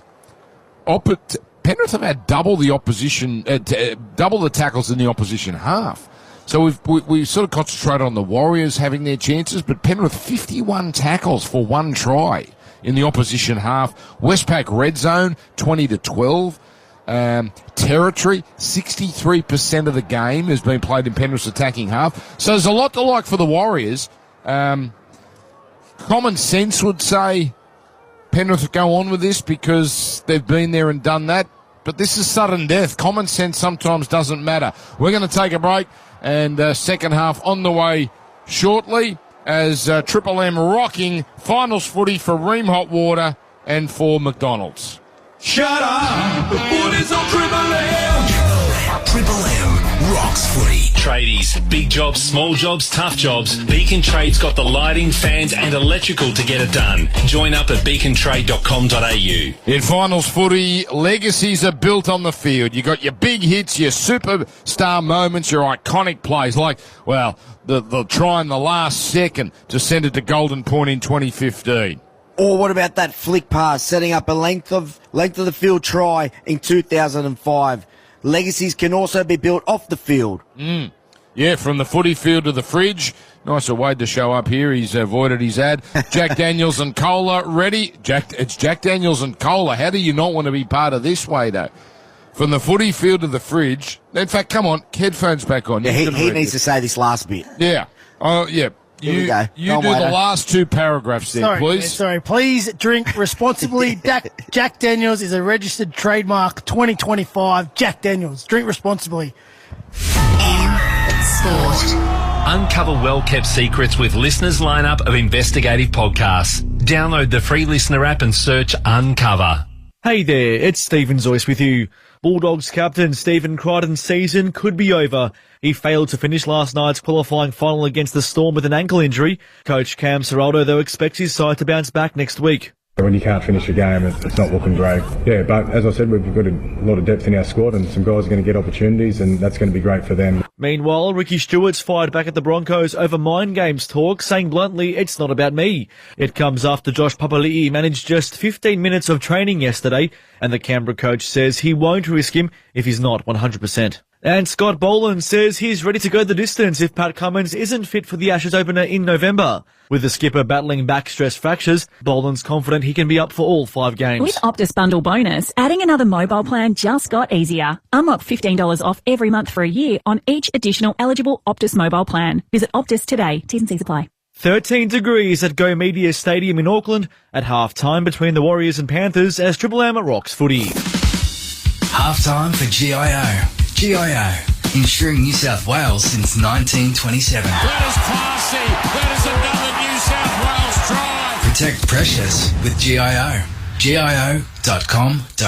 Hello, bank. Hey, I found a place and the auction's this weekend, so I need a quick pre-approval before... Sure, approved. What? Who cares? It's not binding. It's the pre to the actual approval. How long will that take? 32 working days. Oh, I'll miss the auction. Okay, approved. Asterisk, fingers crossed, terms and conditions apply. We haven't sent this to our credit team. Hopefully the best. Authorised by Barry, Big Bank, Sydney. For a super fast pre-approval you can actually count on, talk to Athena and get the home you want. Visit athena.com.au. Athena, love us and leave us. Application subject to eligibility and assessment. If you've got a tough job that needs to be done right the first time and you're on a tight schedule, then you need the strong, weather-resistant bond of Selly's Liquid Nails Heavy Duty. Twice as strong in half as long. If it's Selly's, it works. It's the tour 30 years in the making. Greenspoon's 30th birthday bonanza. Greenspoon take the stage with special guests Bad Dreams and Purple Disturbance for their exclusive Sydney show at Night at the Barracks. Greenspoon's 30th birthday bonanza at Night at the Barracks on sale now. Visit nightatthebarracks.com.au. Sydney outdoor adventurers drop everything. Four-wheel drive Supercenter's mammoth spring clearance sale is on now. That's right, we're serving up crazy daily deals on outdoor and camping gear this weekend. Fridges, battery swags, gazebos and stacks more. These clearance prices smash the show deals out of the park. Get in early this weekend and score big. We're giving away free show bags to the first 20 customers in store this Saturday and Sunday. Visit your local four-wheel drive Supercenter store at Eastern Creek, Greenacre, Campbelltown or Gosford this weekend. The Discount Kings will always get you out there for less. Bunnings can bring it all together for your kitchen with the Caboodle range. Choose from new season styles and colours and customise a design to suit your space, taste and budget. Caboodle Kitchens. Available at where kitchens come together. If somebody hits you from behind, daydreaming, they just couldn't stop in time. If it's not your fault and you need a ride, call Right to Drive. A car accident can ruin your day. And if it's not your fault, why should you be inconvenienced? That's why Right to Drive will deliver a loan car to your doorstep at no cost to you. If it's not your fault and you need a ride, call Right to Drive. T's and C's apply. Halftime for GIO. GIO. Insuring New South Wales since 1927. That is classy. That is another New South Wales drive. Triple M rocks finals footy. First half highlights for Mitre 10 trade. Huge tradie brekkie, September 19 at Mitre 10 and Home Hardware. Check the website to find a brekkie near you. 2 tackles left. Snyder quick service out to Cleary. Cleary everywhere now. Underarms it as his tackle. Finding Talungi. Talungi delays his pass, then throws to McLean. But the defenders are there waiting. And the tackle made 10 away. Last play. This Snyder comes back to the open to Cleary. He goes to face past to Papali'i. And Papali'i crashes over. Oh, Isaiah Papali'i has made a massive impact. 1 try. It's on here in Auckland. It's Penrith 6, Warriors 2. Grab Triple M NRL daily all week on Listener. And drive home with Triple M's Rush Hour. Thanks to Ream and Macca's. Triple M rocks finals footy.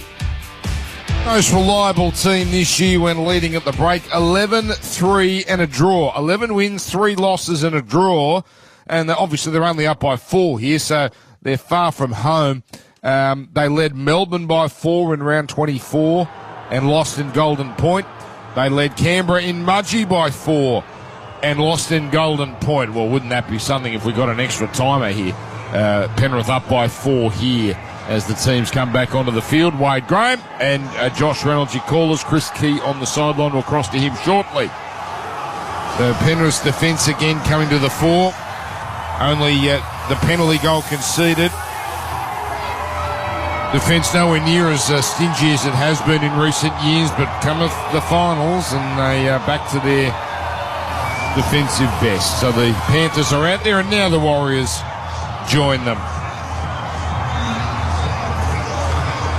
Penrith in the end comfortably, or Penrith close, or Warriors in a boil-over, Wado? Well, there's so much time to go, but already you feel like the next try scorer is crucial. If Penrith are able to find first points in this second half, take it out to a two-score game, will the Warriors be able to respond to that, or will Penrith go on with it? But if the Warriors had to jag the first try, all of a sudden they even things up or go to the lead, where you know that belief will grow. So, listen, a long way out, but next try, crucial. All right, here we go. In front of a full house. A season is almost certainly 40 minutes away from ending, and it's Isaiah Palali'i first to hit it up. What a difference he made off the bench for Penrith. He scored the only try in that first period. Penrith running to the northern end of this Mount Smart Stadium. The weather, it's still very greasy conditions, but the rain at the moment is holding off. There's Liam Henry, who works it up the middle here for Penrith. Liam Henry in game number 48 is stopped here by Jackson Ford, played now to Schneider, who spent some time in the HIA protocol, but came back for a big chunk of that first half. He provides a pass for Yo to Schneider. Yo doesn't go anywhere. Now Schneider again passing to Edwards. Edwards well handled here. Flung into the ground. Strong tackle by Vaimunga and Nair Corder and then races up out of marker to try and pressure Cleary, but Cleary not going to have any of that. Clears the kick away, and Nickel Klukstad takes it back. Anashar play the ball almost too quick for his own man, but it's Harris DeVita picking it up and running a good 15 metres. Good start to the second half. Even better, penalty. A high tackle. Well, the Warriors, this could be a dream start to the second half. First point of order, put the damn ball into touch. But once they do that, they'll be on the attack. 6-2, they trail. Well, this is what happened in the first half, wasn't it? The Warriors got a flourish of penalties and an interesting kick for Nathan in that first one. He kicks back to the middle of the field and gives the fullback, whichever way he wants to go. So it's usually great at putting them in the corner in those cage kicks, but this is exactly what the Warriors need. A little bit of momentum, a little bit of confidence going into this second half. So probably he put on report, there was contact with the head weight, Graham. Didn't look that vicious. It's one of those ones where he braces in defence, a little bit of force, but just the contact of the running player into a defender, it makes the collision look worse than it is. Well, a great chance for the Warriors here. After they put it into touch, they're 40 metres out on tackle one. Tamate Martin onto Jackson Ford, lifted and driven into the ground with the ball played centre field. And it's Egan throwing a pass to the left to Harris DeVita, back to Roger, stepping and dancing, and now getting past Papali'i, getting past Henry, now throws it on here. That's a magic run from Roger. He almost put his man Harris DeVita through a gap, but Harris DeVita felled by Cleary. Slow play the ball, 25 out, left side, comes to Boyd. He floats towards the middle, then turns it into Ford, and Ford is stopped by three Penrith defenders. 20 metres out here with a couple of tackles left. Egan to the right to Boyd. Boyd onto Nair Corder, steaming onto it. Crucial tackle, McLean around the hips. Last, 10 out. Boyd juggles, holds on. He then gets a pass which is put down by Martin. He grounds it in the in goal, but he dropped it, and that was a messy end to a promising set. Oh, the Warriors have to be better than that. 6 points to 2, Penrith. That's a good set. They really like this right-hand edge attack, don't they? Coming up against Talangi, Brian Toll, and who's the centre out there? Young McLean. Yeah. That's a bit of focus for them, the Warriors. All their attack has been down that edge, and a little bit of joy, but they just need to be a little bit more clinical at the end of the set there. Triple M rocking finals footy here, and now we've got a Penrith player staying down. This is McLean, and the crowd having none of this. We saw last night in Melbourne, generally they were made to play the ball, particularly those Storm players who were trying to test the referee. Now the ball's been played. Jackson Ford at marker did a Josh Reynolds thing there. He pushed the dummy half out of the way and then picked the ball up, and the referee said, I hadn't ordered play to start. I thought it was tunnel ball. So now Penrith here, just a little rattled at the start of this second half. Alamotti going nowhere on play 3, followed up by Tungor. Tungor is put down. We'll go to our sideline man shortly, but we'll just see how this plays out here. Cleary from inside the 40, kicks. He's got Lieutenant Lesniak sprinting back here to take it. Bounces up, takes it. And he's 20 metres out from his own line. So that just changes the momentum. Cleary sensing his men were going nowhere. So He does the talking with his boot. Down to the sideline, Chris Key for Bob Jane T-Marts. Yes, g'day Dan, g'day Josh, Wade and everyone listening as well. Messages from Ivan Cleary at halftime. First of all, while it's not currently raining, it is wet, it is slippery out there. Ivan wants them to concentrate on playing wet with a footy, nothing risky, and just winning the arm wrestle. The Warriors pretty much the same from Coach Webster. Patience being the main thing he wants them to concentrate on. Also, just completing their sets and making sure they can actually have enough gas in the tank to go the distance. Thank you, Chris. Here's a high kick from Boyd on the last for the Warriors. Edwards has to come forward. Oh, he can feel the footsteps coming of Munga. But we've got a problem. We've got an escort. Have we got an escort? No, we've got the Warriors offside. We've got the Warriors offside. Jackson Ford, I believe it was, who was in front of the kicker and couldn't resist the temptation to put some heat on the fullback Edwards. Good penalty this for Penrith because they get it about 20 metres from their own line. Oh, dear. Munga had Edwards lined up. And if Edwards didn't put on a little step there as he caught the ball, he was going to get barreled, penalty or not. Panthers now put it into touch. They're already over halfway. 6-2 they lead. Snyder. The pass was fine despite the crowd. It was thrown to Papali'i, who runs into three Warriors defenders on the left side. Penrith's first chance in this second half. 5 gone. Yo turning it in. The man who gives it to is Liam Henry, a terrific driving run. He almost up to the 20 here. Now he plays it back to Snyder, who throws here to Cleary, skipping into the tackle, then throwing it into Martin. Martin taken around the hips. Yep, 6 again. So the referee is starting to punish the Warriors. Cleary runs inside the 10, gives it on to Papali'i. Papali'i tackle, but he gets it on. Away to Sorensen, finds McLean. McLean slips out of the attempted tackle of Halasima, but not the next wave of defence, and they bring McLean down. Now a wild pass out of dummy half. Friendly bounce though for Snyder, and Snyder just dishes off for Yo. And Yo centres the ball and settles things down. He'll be playing at 13 out centre field. Henry goes straight and hard and goes to within 3 of the line. As the Warriors bring Henry down. 2 tackles left here. Snyder dummies. Goes himself. Snyder over. Snyder is in. He bounces over the line. Oh, the unlikely dummy half has put Penrith 2 scores clear. Brad Snyder, that was an extravagant dummy. He was metres from the line, but he somehow got there. Oh, the crowd's silent now. 10-2 Penrith. Yeah, he's had an interesting game, Schneider. He's been off with the HIA. Wado and I questioned his service out of dummy half a few times, but we also did say it doesn't matter how you score tries in the wet. You'll take any try in a semi-final in the wet. And Schneider's just said, I'm throwing a big dummy. Oh, hang on. This could be double movement because his arm weight is on the ground and then he promotes the ball. Oh, it's going to be a big call. That's a double movement. I think there's enough in that. That's a double movement.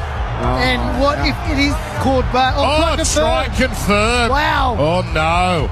Oh, they'll be blowing up for weeks if the Warriors don't turn this around. His arm was on the ground there. He might have bounced over, but he promoted the ball, which you're not allowed to do. Oh, they ruled it pretty quick. Not even a second look. They were happy with it. As we see these Penrith Panthers were in the huddles. Great camera work on the New Zealand crew. They're laying down the law. They know exactly where they are now. Just go out here to a 10-point lead. In these conditions, control the field position, control possession, back your defence. Crowd realising this try's been confirmed. That was a double movement, Josh, wasn't it? I mean, he bounced over, but the arm was on the ground when he lifted it. The wet. Maybe the wet's just...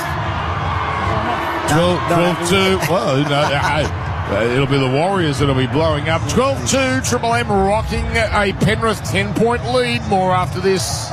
Go Harvey Norman. Footy finals are here, so get set with hot deals on big brand TVs, plus bonus local delivery and installation. Keep the drinks cold with a new fridge and score bonus local delivery too. Don't miss the big games. Get in now at Harvey Norman. Best brands, best range, best prices. Conditions and exclusions apply. 8 minutes gone down here at Mount Smart. The Penrith Panthers scoring their second try of the evening, now up 12 points to 2. If you've just joined us... they've made a mess of the kickoff, Chris. They've made a mess of the kickoff. Oh, the refs let it go. There's going to be a riot. That's it. Get into him, Chris. Rip in. Yelling at the ref. That's it. Rip and tear. Rip and tear, Chris. Sorry, fellas. Is that a fair? Trying to be professional, but It was not... trying to be professional. I am a Warriors supporter. No, fair enough. 12-2, Penrith. Looking at a replay, actually, Penrith might have knocked that back there. It was Blaze Talungi who knocked it sideways, and it was called knock back, not knock forward. Wow. Now it's a hit up here from Cleary. A short ball to Martin. Martin up to halfway, then twisted awkwardly but legally in the tackle. 5 gone, 12-2 Panthers. Comes to Cleary. He drills a kick down the middle. Rolling, clean balls with Tenny. Oh, he's lost the ball with Tenny Zalesniak. That's terrible. He's having a bad day with Tenny Zalesniak with these low driving kicks from Cleary. Cleary's clearly done his homework here because Tenny Zalesniak looks anything but comfortable. It must have brushed him on the way through because he sprinted back to retrieve. And I think he knew if that goes dead in goal, that's off him. And then he mucked up the pickup. So, line drop out. It's all going wrong all of a sudden for the Warriors. But they are not now. The bat on from Tungle straight to Capel. Smart play from the veteran. And the Warriors stay alive. It comes now to Roger Chilvasicek. And now it's carried forward here to Nicol Klukstad. We better tell our man Chris he can keep yelling, that's okay, but if he runs on the field, he's not the responsibility of Triple M. Now it's comes away here for Boyd. Boyd getting it on. Looks like Stowers Smith has entered the game and he's captured 38 metres away. He'll play it here. They need to try the Warriors. Still half an hour left, but they absolutely have to be the next team to score as it's worked upfield here by Ford.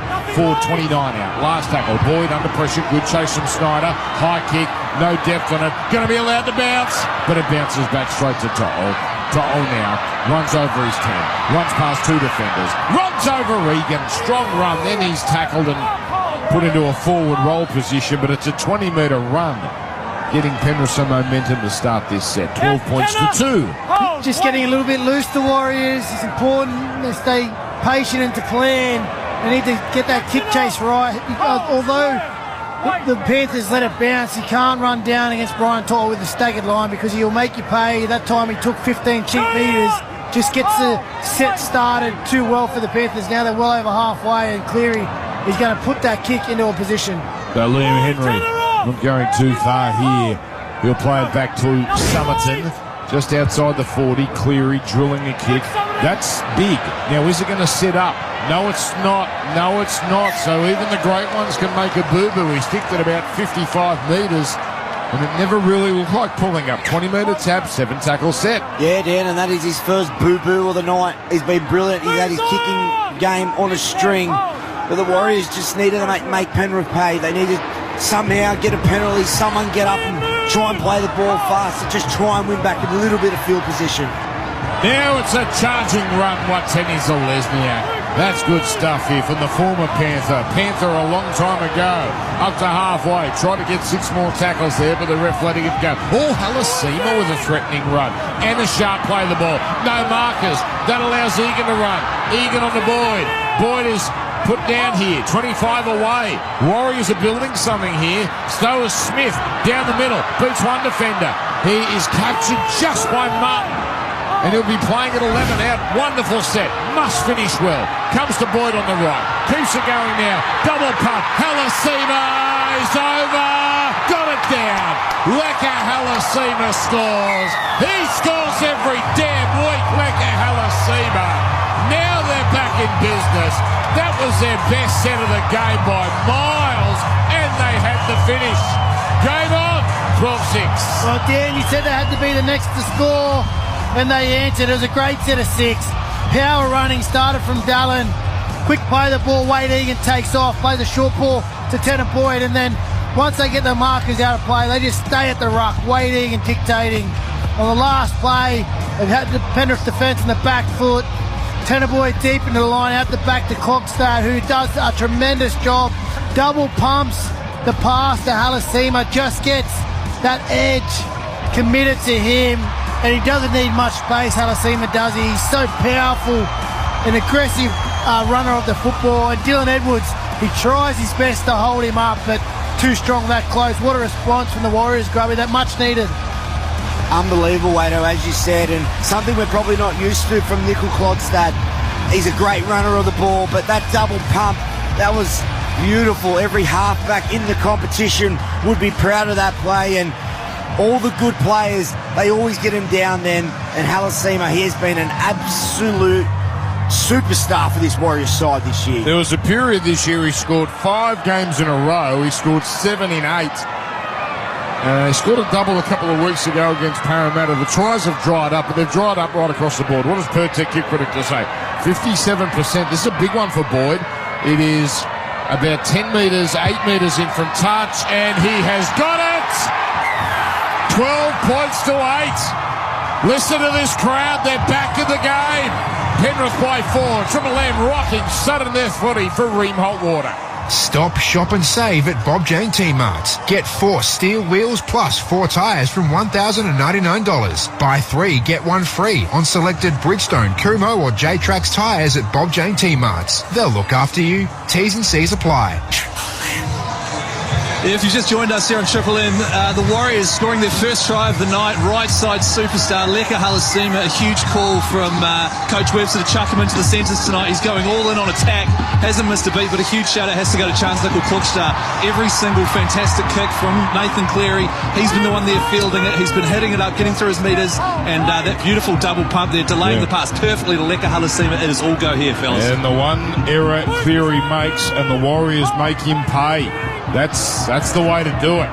Warriors not doing much in this set so far. Tamate Martin running just barely up over his 20. 26 minutes to go. Penrith far from home. Oh, Nickel Klokstad. He seems to get stronger as the men around him get more tired. Good run down the centre. Play to Egan. Throws to Martin. Martin seeing a lot of it at the moment, but he's caught up in traffic here and almost up to halfway, but he stopped. Last, Boyd, no pressure on him, kicking high and deep to got on his knees, but he caught it. That looked like it could have been very, very nasty there for To'o, but he didn't panic. As McLean now swivels out of the Martin tackle, but he can't swivel out of the 3 next men to meet him from the Warriors. Moses Leota preparing to come back in, and you sense Fisher Harris can't be far away for the Warriors. What a gripping game again, much like last night in Melbourne. Here's the ball fired out by Summerton, the Penrith dummy half, onto the strong Alamotti. That gets him over 100 metres with that charge down the middle. Halfway line, Leota! Great run, 12 metres. As he was all thunder and lightning there. Last tackle, 35 out. Cleary kicking a high one on the run to the right wing. Up they go, and ripped out of the hands of Tuivasa Sheck. Tungle came up with it. Then the ball is thrown. I think that's off a Warrior's hand. Now, what do we got here? We got a double knock on. You can challenge. So the ball was ripped out by Tungle. Tuivasa Sheck caught it. No challenge. Josh Reynolds is indicating to the Warriors, hold that challenge, and they do. So here's a replay. Tungle goes up, rips it out. Live ball Tungle, flicks it back. Martin, his pass is knocked down by Harris Tavita. That would have been a Warriors knock-on. Oh, just contesting the kick. It's funny when you put that effort in how often you get a result. Again, Tuivasa Sheck, he goes up, brings the ball down, but Tungle, the effort competing, rips it out of his hands, forces the issues. Penrith, a wonderful opportunity to respond back. The 12-8 they lead. As Cleary stumbles into a tackle here. He almost tripped over his own boot there as he prepared to pass to his outside. He didn't. He just held on to it. Leota, great charge. Oh, wonderful re-entry into the game for him. He can see the try line. He's 3 away, right upright. Fired out on the next play to Yo. Yo stands in the tackle, gets a pass on. Henry almost gets there. Just held on to. Warriors are being stretched here. Summerton backs back, goes left. Oh, Talangi juggles and recovers. Brilliantly done. Then he got absolutely ironed out legally. And before he dropped it, it was 6 again. It might have been a penalty to Penrith, if Talangi dropped that. So it might be the worst result for the Warriors. But he held on to it. Now a 1-out run here through Henry. On the next, it comes to the right. Yo to Cleary. Cleary to Martin, cutting back infield. Back to the left, away from one, away from another. Runs to Boyd. Boyd can barely hang on. Boyd gives it everything he's got. Martin still going. Boyd gets help just in the nick of time. 2 metres out. Penrith are threatening. Nickel Klugstad laying in the ruck. That had to be 6 again. And the referee duly awards Penrith a new set as they go one out here through Liam Henry. 12-8 Penrith. Played back to Summerton in front of the left upright. On to Cleary. Keeps it going left to McLean. They're really running it. Boyd now, and he's struggling to hold on in tackles. He gets help just in time here. Ball played and thrown to the open right to Cleary. Cleary holds it. Then gets it on. Edwards away to Tungor. Tungor out to Alamotti. Neat footwork, but the defence slides across. And Alamotti is chopped down. 10 in from touch. Tungor runs out of dummy half. And he gets to within a metre. But he can't get there. Last tackle. This is an enormous play. It's Alamotti. He throws to Cleary. Racing up is Ford. Putting pressure on. And then Capel finishes off the tackle. That is fantastic Warriors defence. Ford and Capel coming up with an enormous play, and Cleary caught with it on the last. 12-8, and Penrith just can't shake him off, and now Cleary refuses to give the ball to the Warriors and gives away a frustrated penalty. Oh boy, has this game just taken a turn. This is what semi-finals is about. Having your mates back, turning up play after play. That try-line defence will just give the Warriors so much confidence. And then so unlike Nathan Cleary, he holds on to the ball. He's tested Atkins. And Atkins says, give him the ball back, mate. And the Warriors are on the front foot. Warriors have played 4 finals at this ground. They've only lost 1. It's about to be played by Stower Smith on to Fisher Harris. And he gives Leota a taste of his own medicine there. Good start to his second stint, Fisher Harris. Jackson Ford has been terrific tonight, and he makes it to halfway. He'll play it back now. 47 tackles, Jackson Ford. And it's Fisher Harris. That's the leadership of Fisher Harris. His second run that set. Plays it. Would have been hurt in that tackle. High kick goes up, coming down 20 away. Edwards. Oh, he juggles and holds on. At some point, Penrith are going to start dropping these balls. That's got to be about the 3rd time they've juggled it and somehow held on in slippery conditions. Their luck can't last forever. 20 and a half to go. Penrith 12-8. Yeah, we're just seeing someone in the background. Is Wade Egan going off for an HIA? Sam Healy, he's been so good in these last round. This might be a perfect time. Yeah, it's a free change no matter what. Obviously, they get to introduce. The blood is. Some would be suspicious of Wade Egan HIA now, but there's blood pouring out of his head. It looks pretty legit. It looks pretty legit. There are some teams that have some curious HIAs at just the right moment, but that one's bang on. Here's a little dart from Summerton, and he's captured by Martin the marker. 9 short of halfway, Penrith. 12-8 they lead. 1 try apiece second half. Yo bumps it forward. And he'll be playing it now with Cleary. Kicking high, the chase. Pretty good here, led by Tungor, but it's a deep kick, so an easy catch for Roger. Tuivasa-Sheck runs away from Martin. He doesn't run away from Henry. Thought he had him beat, but Henry got him by the leg. 10 out from their own line. Nickel Klugstad, the Iron Horse, as carts it forward. But Penrith here, you can see him going up a gear here with their energy. Watsenis Olesniak with a great charge. Bodies colliding at all angles. On the next, Nickel Klugstad again. It's the Warriors fullback. He'll play it here, 18 short of halfway. On the next, a beautiful footwork from Martin, but he's held on to. He slipped past Isaiah Yo, but not Henry on the inside. Okay set, needs a good kick. It's the kick from Harris to Vida. Edwards takes it, slides across, and flings it back in as he's going over the sideline. That's a magnificent play despite the crowd's boos. Looking forward to a replay, though. He got rid of it very late.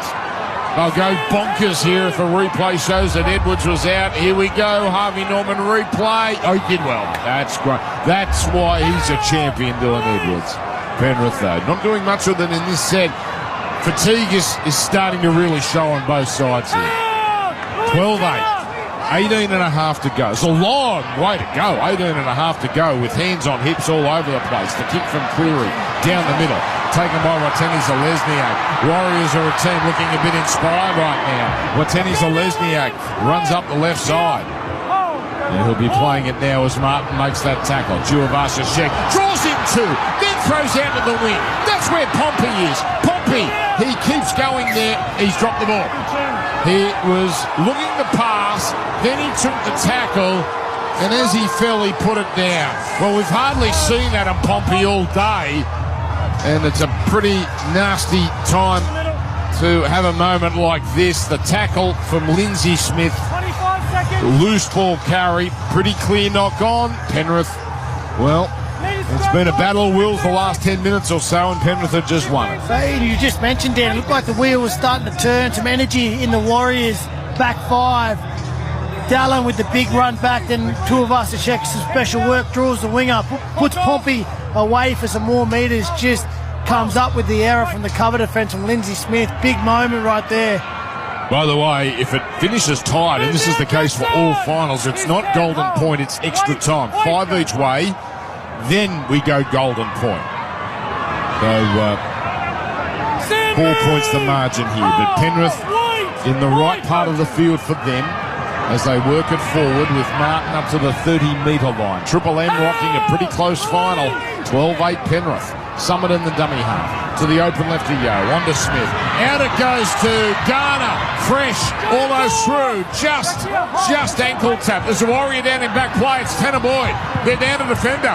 Cleary running to where Boyd would be. Smart, but good cover from Nickel Cookster and Fisher Harris. Last. Comes to the right, Talungi rushed up upon, hurried to pass, he did well. Lindsay Smith gets it, underarms it, still the last, finds Yo. Yo needs to get rid of it, gets rid of a defender and he's tackled. Yet again, Penrith caught on the last. Warriors just rushing up out of the line on the last tackle, and it's been a very effective strategy. Yeah, it sure has been, Dan, and that's just what it takes. It's what it takes to win these big games, but a very smart play there from Isaiah Yo.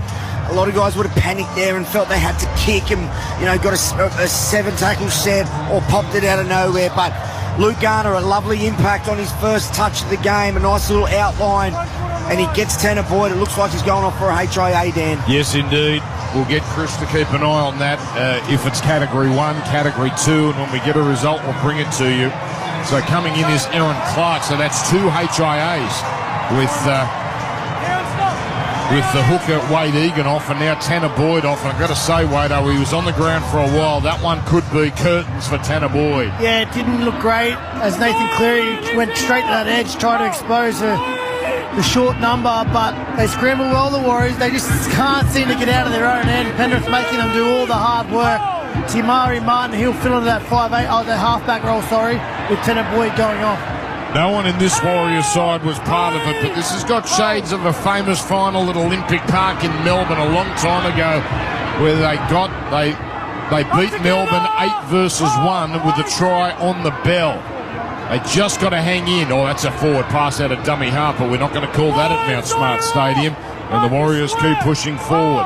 49 out with Tamari Martin playing it. Now Healy getting it on. Away to Harris Tavita. Now Leota contacted him as the kick heads towards the touchline. It's taken here by Alamotti. Alamotti then had to hurl it back in field, recover the ball, and stay in the field of play. He did all of the above. A brilliant play, but now Penrith are just struggling to get out of their own in-goal area. Alamotti down. There's now Penrith on tackle 3. Can't get to the 10. Warriors are lifting. 12-8 Penrith. Tungor plays it. Penrith in quicksand. Martin, not even he can make an impression. Runs into Fisher Harris. Healy there as well. They get off in time. It's played now and thrown inside to Dylan Edwards, and he's barreled on the 20. Well, the Warriors have lifted. Penrith hands on hips, the kick, it's okay, but just okay. Bouncing, awkward, chase, Garner got it, then he threw a forward pass to Lungy, play on, rubber kick, taken by Toll, 20 away, draws in defenders, gives it to McLean. It is the most remarkable Penrith try. A dicey kick has a perfect result. It just bounced in no man's land. It bounced back to Garner. And Penrith have got a buffer zone. The hardest set they endured all game. They couldn't get beyond their 20. And remarkably, they score a try at the end of it. Let's have a look at this kick from Cleary. I don't think he was doing anything fancy here, Josh Reynolds. But the result went his way, 16-8. Well, no, he wasn't. But where do we start? Paul Alamoli does an absolute brilliant play on his own try line, but then catch the ball on the full. The rugby league ball does some weird and mysterious things, and it pops up for the mighty Penrith Panthers. A very, very flat pass. Very flat, Wado. But on the back of it, you just got to say brilliance from every single Penrith player involved. But Wado, I was looking at you. That pass was very, very close. Oh, it was very close, but it's a forward pass. They can't rule on it. Try confirmed. And what a heartbreaking result for the Warriors. We mentioned that was the best they've looked. They finally had Penrith pinned in their own half. Cleary kicked within his own 20 metres. Just a cruel bounce.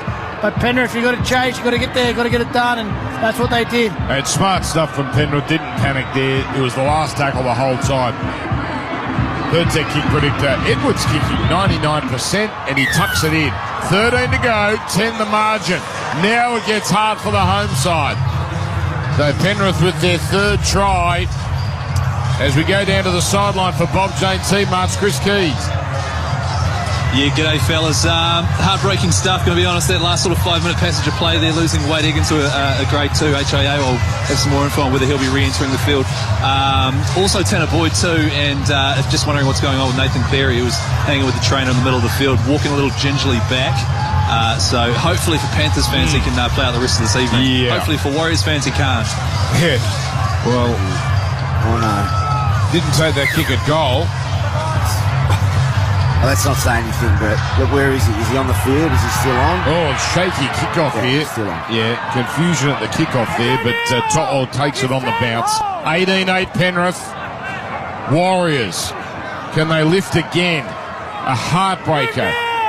They suffered a heartbreaker at the end of the first half when Papali'i scored. That one's a killer, though, with the try to Casey McLean, who also, like Leka Halasima, he's a regular to score. This is a good set. Lindsay Smith works it forward. 12 and a half to go. Haven't seen Cleary in this set. We haven't needed to. It's been big runs like this from Moses Leota. He's been wonderful in his second stint. Last, Cleary, he looks okay. He puts up a high, deep kick. It's coming down inside the 10. A catch which has Roger Tuivasa-Sheck surveying, but he's been well handled so far today. Had one lovely play where he drew in two defenders and created a line break, but the man who hits it up now, Pompey, dropped it after that Roger Tuivasa-Sheck bit of creativity. Pompey hits it up here without fuss this time, as Roteni Zalesniak works it up the middle.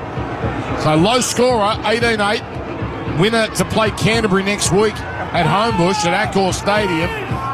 And it looks like it's Penrith unless the Warriors can turn it on these last 10 minutes. Here's Tamane Mark getting it on now. Harris DeVita. Lovely, elegant pass out in the left wing. That's where Roger is. He steps back in field onto Pompey. Passes back in field on halfway.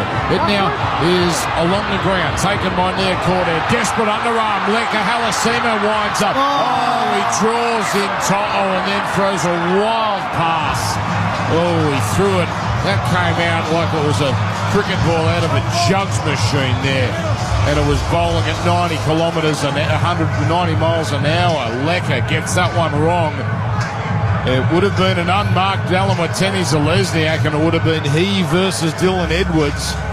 But the pass not hitting the mark. 18-8 Penrith. Oh, and again, another opportunity squandered by the Warriors. You don't get to create much against this Penrith team. We look at what are you looking at here, Joshy? Oh, no, sorry, Blade. I just thought Nathan Cleary was walking off. No, but he's getting the ball back. But if we think back all the way to the first half, Cape ball through, there was no close support. Pompey down the wing creates an error. There was a clean line break waiting to be happen there. They don't execute their skill. And if you want to be the team that knocks this Penrith juggernaut out of the final series and away from chasing their fifth grand final in a row, you need to nail those opportunities. Josh Reynolds, let's give this a sponsor. He's on Nathan Cleary watch for Harvey Norman. Go Harvey Norman, get set for footy finals with bonus local delivery on selected TVs and fridges at Harvey Norman now. Conditions apply. Penrith up to the 20. Now Talangi almost puts Garner away. Garner held onto and Garner did well to resist the temptation to pass. He goes to Grant. Cleary on the last runs. Flick pass on the ground. Warriors come up with it. Oh, but they've knocked it on. They've knocked it on. They're going to challenge this, I believe. So there was the sea of bodies here. We're just guessing up here if that was knocked on. Grant Atkins was pretty close, I've got to say. Okay, so they need this decision to go their way. Otherwise, it's a Penrith. It's Penrith ball 10 metres out, already with a 10-point lead. So replay for Harvey Norman. Not sure this angle is going to show us here. This is a kick from Lindsay. Monitoring Smith. Dylan Edwards as offside in the middle. Oh, okay. But hang on, Lindsay Smith puts him back onside, doesn't he? So, chase on. Here's Dylan Edwards then puts pressure on the Warriors player. He is offside. I thought Lindsay Smith put him back onside. Challenges successful. Yeah, it's an interesting one because he does. Yeah, that's a penalty. That's a massive result. What did he say? He put pressure on? Because he's inside the tent, so he influenced. The knock on. All right, if the Warriors are going to do anything, they need to do something right now at the back end of this set. Not necessarily points, but build some pressure, pin them deep in their own half, repeat set, something. They need a result. 10 minutes with some scoreboard pressure. Though they work it up after putting it in a touch. Halasima. Followed up by Vaimunga. There's Vaimunga set upon by three Penrith defenders. We'll play it now for Sam Healy. He throws a delayed pass out to Martin. Martin on to Harris DeVito. Runs an angle. Then gives it to Pompey. Runs straight over Cleary. I think Josh is right here. Cleary's not 100% at the moment, but he gets up, springs up, and goes back to his defensive line as that tackle eventually is affected. And now we're on Clark running it down the middle and over halfway. Comes back to the right now to Martin running the show at the moment. Links up now as it goes through hands. Picked up by To'o. And To'o is going to go 50 metres and put this game to bed. Penrith are home. Penrith, the dream goes on. And 5 in a row is still alive. To'o scores off a loose Warriors pass. And that is it. 22-8. And Penrith... It has taken them 71 minutes, but as long as this gets the all clear, and there's no reason it won't, they've seen off the Warriors.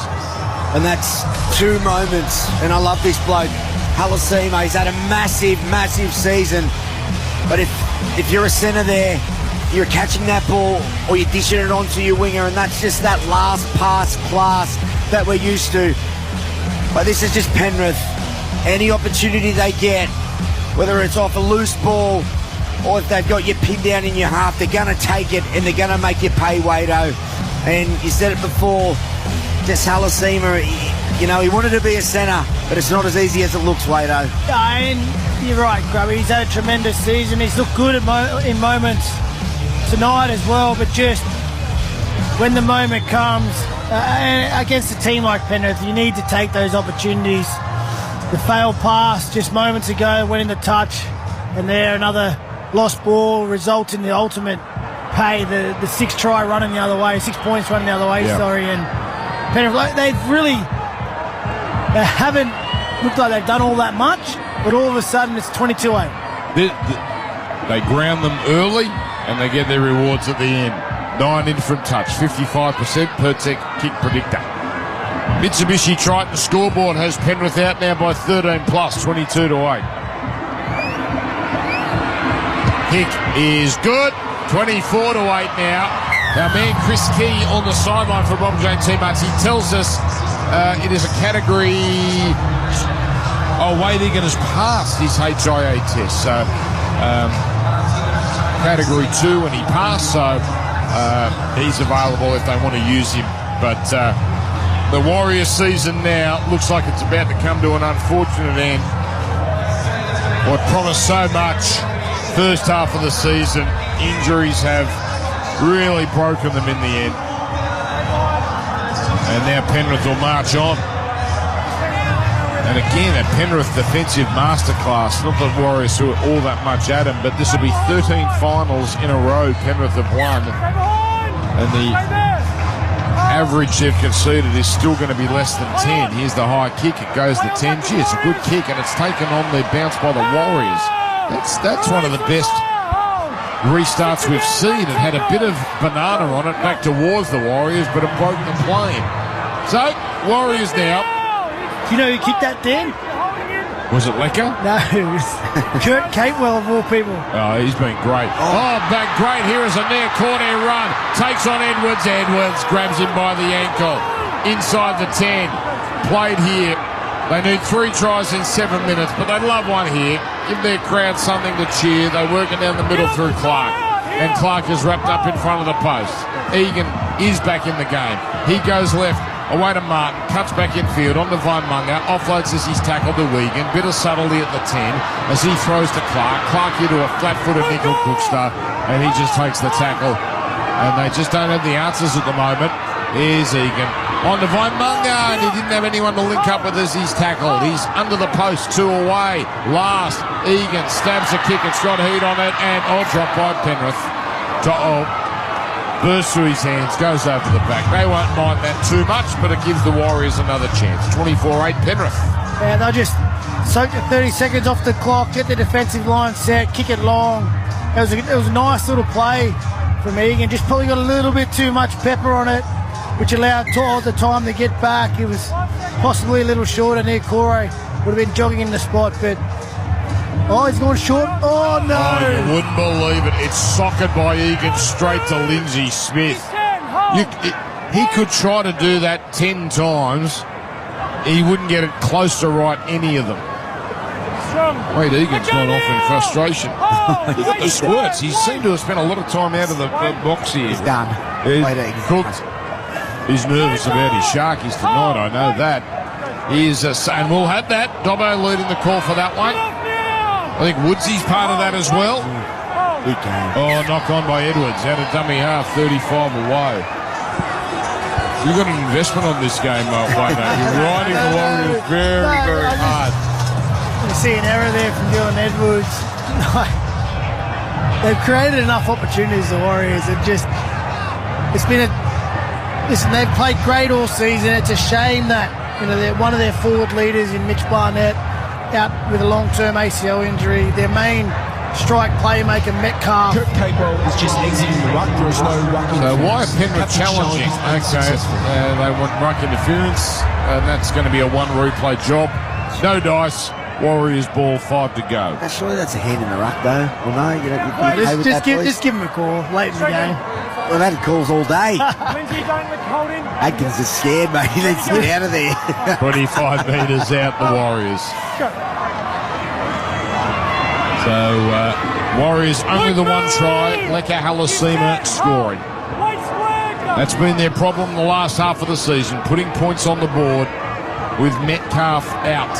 And, of course, Barnett as well. Here's a hit up from Aaron Clark. As it comes left side, Martin on, and he gave it it was Tamate Martin throwing it to Harris DeVita, who looked up at the fence. It hit him on the fingertips and he dropped it. So, they're just about home. Well, they are home now. Penrith are now. I just want to get through these last 4 minutes without fuss, without injury. Cleary looks okay. Got the knock a few minutes ago. 15 seconds, please, mate. But they'll play Canterbury. And I was just thinking that. What a game. Yeah. If it was Master and apprentice here in Andrew Webster, James Fisher-Harris, what about next week's matchup? Ivan Cleary, Cam Serraldo. So many Panthers influence in that Bulldogs team. That's going to be a match of the court. How many? 60? 65? If any Bulldogs fans are listening right now, get down there. Let's put 70. Make it 80. But Penrith, you hear the common theme has been, you can't win it from outside the 4. Well, they've won this. They're going to be favourites next week. Doesn't mean they'll win, but Dogs are wounded. They do that next week. They're halfway there. Then a prelim in...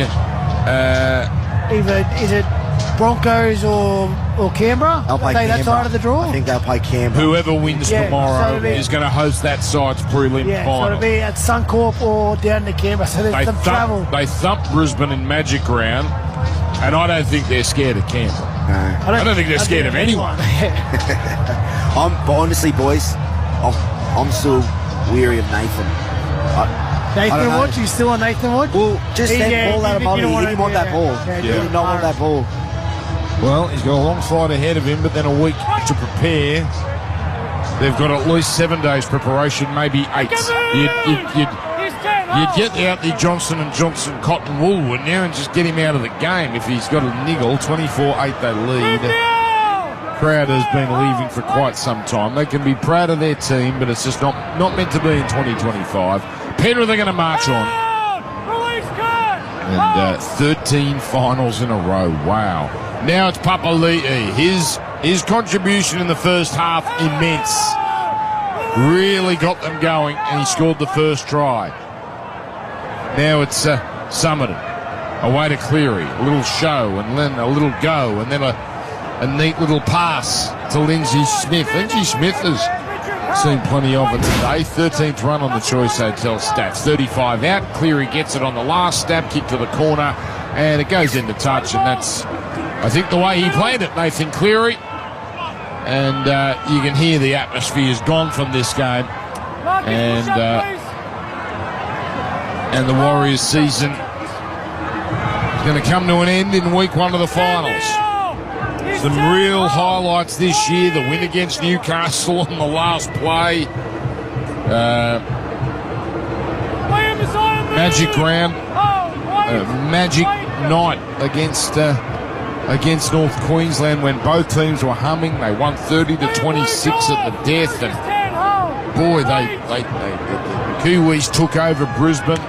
Little outside-inside play, but Penrith all over it. In fact, there's a knock-on there. Either a knock-on or a forward pass. Nickel Cookstad was the man down the middle. Well, it must be a knock-on here because we're challenging it. You can't challenge a forward pass, so Grant Atkins has seen, he believes, a knock-on. I think it's come from the Warriors there, Dan. Yeah, the challenge, yeah, absolutely. The challenge, yeah. So where's the knock-on? Well, I don't see a knock-on, so it is passed inside by Harris to Vida. Now, it's not a clean pass, but it's legal. It's gone backwards. He sort of passed from the tips of his fingertips. There's no touch from Nathan Cleary. We're playing through. So that's what he's challenging now. Does Nickel Klukstad, does he touch Oh, no, he's held on to that, so he bobbled it. Oh, okay. But Martin was wrapping his arm around Nickel Klukstad, but I don't think he made contact with the ball. This has not finished. So, good chance here, Warriors, of winning this challenge. Yeah, he's got that. That Chance takes possession before Liam touches the ball they're playing on.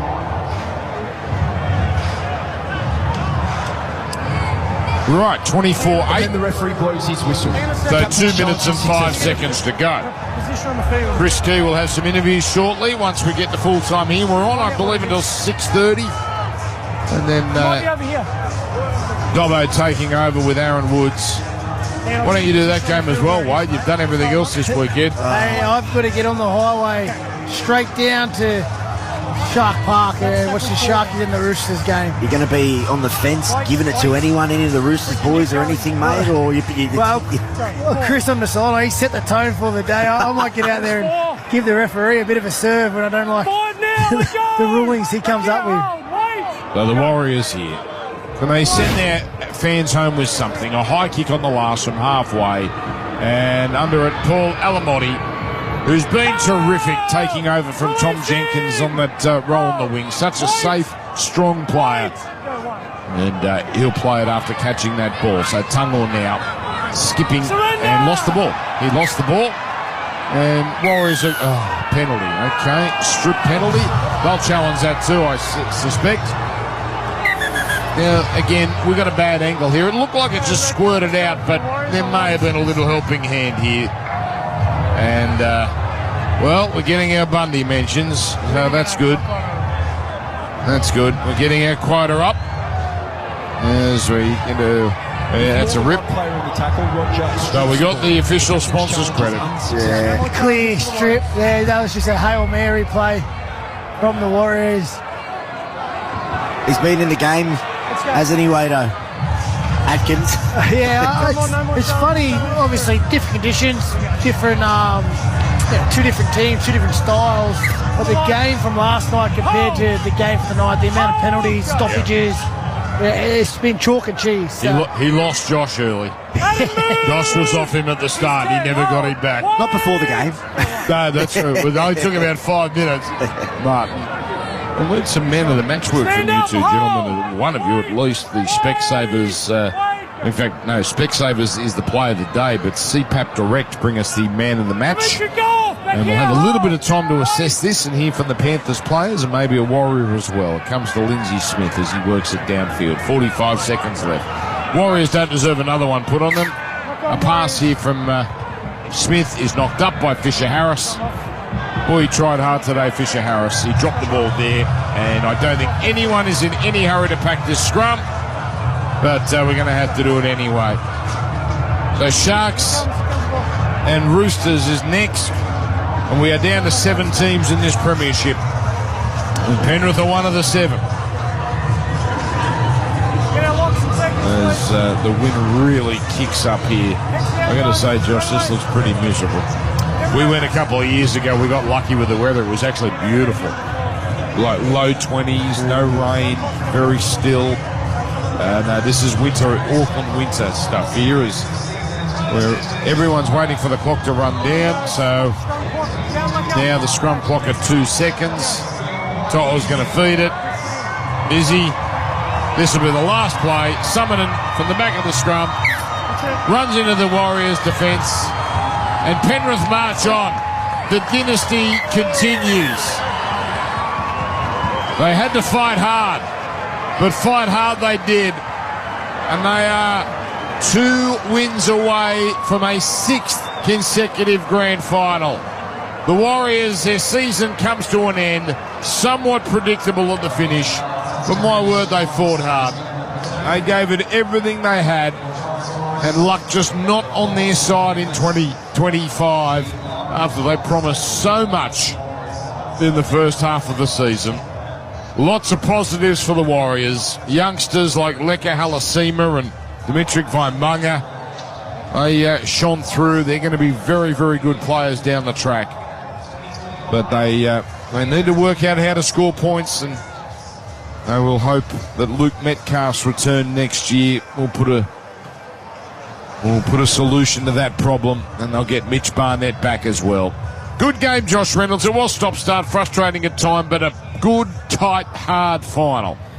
You're not wrong, Dan, but the juggernaut rolls on, and we sit here and we've called it, not the greatest game, not the greatest spectacle, but it's a typical Penrith performance, isn't it? It's grind. We don't care how good we look. We'll go one out. We'll take scoots from dummy half, but we'll put you in the corner and we'll tell you to keep coming out. And when you break, that's when we'll take advantage of you. And that's exactly what they've done today, Wado. And as you said before, mate, it ends up 24-8. But it feels like Penrith haven't even really been that slick. Just that moment, probably the 10 minutes before half-time, where they had all the possession, but they didn't push the issue. They were patient. They were happy just to rack up the plays, rack up possession, know that they were controlling the football in the right parts of the field. And then again, the halftime message from Ivan Cleary: don't take risks, just play percentages, get the ball in the right field position, and then eventually the Warriors fell over in front of them. The errors that they created off half opportunities just allowed Penrith into good field position. The Snyder falling over from hooker gets a try. All of a sudden, a bounce ball on the ground. Toto races away 60 metres, and then the game's over. Just like that in 2 plays. Indeed, that's why they're the benchmark, Penrith. And even though they're not at their best, they just know how to win these games. They know how to get it done. 24-8, unfair reflection on the margin, on the distance between the teams, because it was so close for so long. But professional. That's the Penrith Panthers. So will bring us an interview shortly. Chris Key, as we start to get ready for the next game. Cronulla. Dylan Edwards, wonderful again today. These were not easy conditions to catch high balls or to do anything, really. And Dylan Edwards is with Chris Key. Yeah, that's right, fellas. Got Dylan Edwards here. Dylan, tough 80 minutes of wet, windy footy here against the Wars. Is that pretty much what you're expecting from the Warriors in this finals game? Yeah, pretty much. I think they dominated field position possession for large parts of that first half. Were able to claw it back there at certain stages. But, yeah, tricky conditions, obviously. Hostile crowd coming over here. Warriors have got great support, and we knew that coming in. But, yeah, happy that's another step in the right direction for us. Absolutely. At this point in time, are you thinking about what's ahead, long road to the finals, obviously, or is it just concentrating on what you've done here tonight? Well, yeah, concentrate on tonight. We'll recover, we'll review, see what we need to address and fix up going into the Dogs next week, I think. Saw Nathan walk into a little gingerly. You took over the goal kicking there. Anything we need to be worried about? No, I don't think so. I think he's all right. He just maybe a little cork or something, maybe. I'm not sure, but... yeah, he just pretty easy ones close to the post, so he said, yeah, knock him over. Right, so you're only going to get the easy ones. So in terms of coming over to Auckland, it's a tough way to start your finals run. Is that something you think, getting that win, that will power you guys through and you'll take a lot from this one? Yeah, like I said, mate, it's a step in the right direction, I think, of what we want to achieve in the long run. We know it's a tough road trip. Everyone comes over here and expects the Warriors at their best, and I think that's what we got tonight. Pleasing performance, but plenty to work on. Awesome, mate. Thank you very much. Good job, Chris, and thank you to Dylan Edwards speaking to us. We're going to hear from Nathan Cleary on the other side of this break. I see he's just spoken to Sky Sport in New Zealand. We'll bring that to you as Triple M rocks another Panthers finals victory. We're here for the next 25 minutes or so. Sharks Roosters coming up. By the way, that's the last of the Saturday afternoon games. I know Maroon calls them normally, but... it's been a pleasure to bring you these on a Saturday afternoon. Sunday afternoon, we keep going with these bonus games this week, next week, and maybe one in week 3. Triple M rocking Penrith 24, Warriors 8 more after this. Specsavers Audiology. Rediscover the joy of everyday sounds with the Specsavers hearing expert today. The Triple M NRL Play of the Day. Bouncing, awkward, chase, Garland got it, then he threw a forward pass to Lucky, play on, rubber kick, taken by Toll, 20 away, draws in defenders, gives it to McLean. It is the most remarkable Penrith drive. A dicey kick has a perfect result.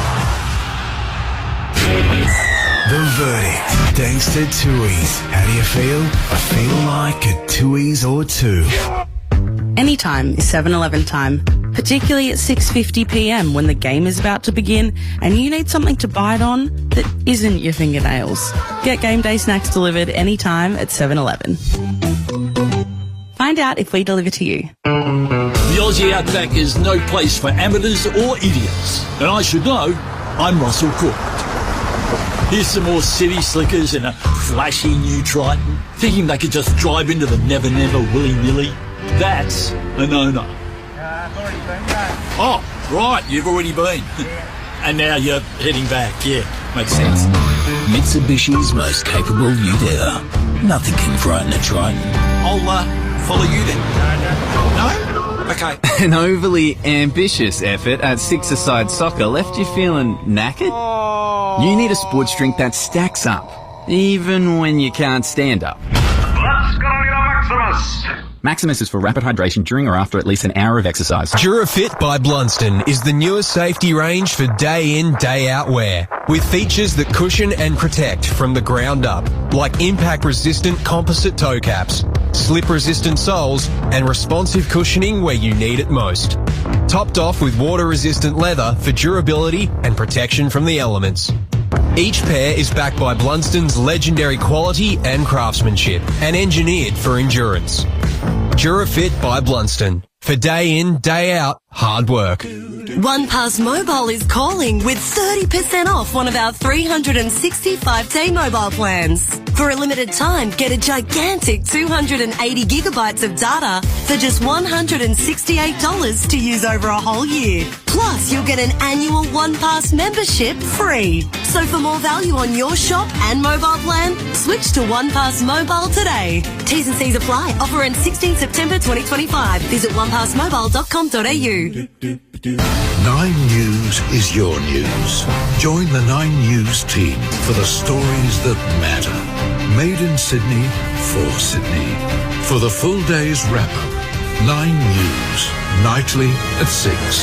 If your business is sitting outside of finals contention, Prosper is the X factor that'll get you back in the winner's circle. Prosper offers same-day business funding with no upfront asset security on loans up to $150K, and you can make unlimited extra repayments to save on interest. Don't get tackled by cash flow stress. Prosper keeps your business in play as Australia's #1 online lender to small business. Apply today at prosper.com. That's PROSPA. T's and C's and standard credit criteria apply. Win a share of 1 million Qantas points when you see a movie at Hoyts before September 17. Simply add your Qantas frequent flyer number to your Hoyts rewards account to be eligible. Visit hoyts.com.au for full T's and C's. Authorised under New South Wales Authority number TPO 4109. The verdict, thanks to Tui's. How do you feel? I feel like a Tui's or two.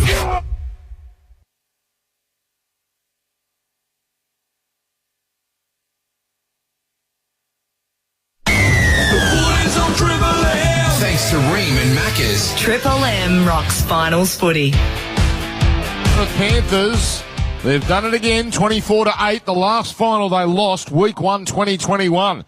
That was against South in Townsville. They've won 13 in a row since. This is probably one of the uglier ones, but they all count the same. 24-8. Tries to McLean, To'o, Snyder, and Papali'i. Snyder was dummy half today. Remember, they did this without Mitch Kenny.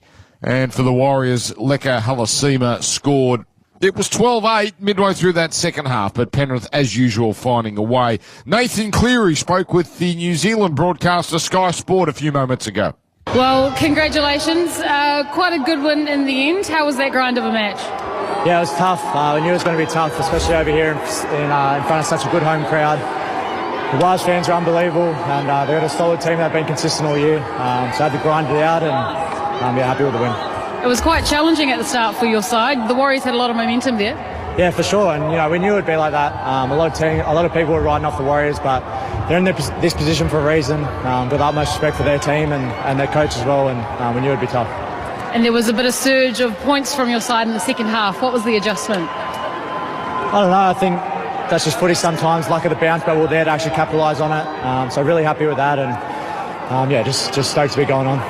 And what part of the momentum from tonight would you like to take forward to the Bulldogs next week? I think all of it. I think we can build on it. Obviously, it wasn't our best performance, but given the conditions, I thought we adapted quite well and came up with some big plays, and you need that in finals footy. Well, good luck. Thank you.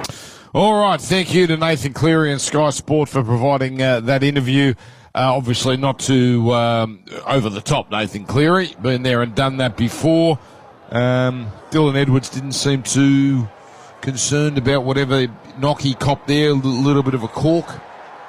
I think, listen, the way the day turned out for Penrith, they knew it was a tough challenge first going over to New Zealand. Despite the Warriors' form, semi-final, you need to get up for it. It's a big challenge. You then add in the conditions. It was horrible when they kicked off. The rain was coming down, the wind. All that really matters was getting the result in the end. Penrith, they did that. One step done, but they know it's still a long road to go. And I think, mate, they'll be straight into the shed, nothing over the top, straight into their recovery, hotel, plane out of there first thing in the morning, possibly even a late one. Oh, it's too late over there with the time difference. First thing in the morning, and then their preparation will be all turned towards their next match against the Dogs. And what a game that is going to be. The talk of the week will be, can the Dogs dust themselves off, cover their injury? Who's going to come into the team? Penrith, relatively unscathed. Can Mitch Kenny make a return? But boy, oh boy, that's going to be a blockbuster. Ivan Cleary up against Cam Serraldo. I think despite all the players wounded, Josh, I think Canterbury will go in, at least they'll convince themselves that they can beat Penrith, given they forget that game 2 weeks ago, but the classic in round 17, and Penrith are clearly not firing on all cylinders at the moment. Canterbury can talk themselves into this, that they can spring what would be an upset now in round 2 of the finals. Yeah, I agree with you, Dan. It would be an upset, but at the same time, I know that playing group at the Bulldogs at the moment, the style of game that it'll be next week, they want that. They really want to just go set for set, grind for grind. I wouldn't say Penrith. I know the conditions weren't great today, but I wouldn't say Penrith are clinical at all. Yeah. So if the Dogs can sort of bring him down to the level of attacking with their defence and just going after the Panthers. I really am confident, boys. But I just read on X that Viliami Kikau, he definitely got an eye socket fracture. So that's a triple blow. You got to. So Crichton, Tuala, and now Kikau. Now, have we heard anything about Sexton? Because there'd been suggestions that he actually was hurt at the end of that game. Oh, really? So I don't. The shoulder or the pec, when he went down, he got sort of twisted and landed on. A weird one, wasn't it? Yeah, he made it through to the end of the game. We haven't heard anything, but there are just some whispers that it actually is a bit worse than they need him now. Yeah, well. So we wait and see. I mean, it could have been they might have just been a bit worried at the time, and he's got the all clear. I don't know. Wado, I'm not a journalist. Yeah, either way. Listen, again, on the surface, if he's fit, you go Sexton and Galvin. But if he's not, Burton in the 6, Galvin in the 7, and you find another outside back. That shapes to be a very low-scoring final. Triple M rocking the footy. We'll hear from James Fisher-Harris on the other side of this, and we'll wrap things up, and we'll send it on to Shark Park for the Cronulla Roosters knockout final. More after this. Triple M for Ream Hot Water and for Macca's. Shut up! The footy's on Triple M! Triple M rocks footy. Thanks to the reliable Mitsubishi Triton, nothing can frighten a Triton. You blokes don't even want it! You're out there working and you're not even trying to get the loads tickets! And Watkins, you're doing bloody spreadsheets when you're supposed to be marking the number of times Triple M plays the bloody whistle sound effect! Copping a coach's spray from your boss for not winning tickets to the NRL Grand Final with Triple M. Triple M's load of NRL Grand Final tickets. Listen out for the whistle while you work to win 8am Monday with Bocat and Woodsy and all day while you work on Triple M.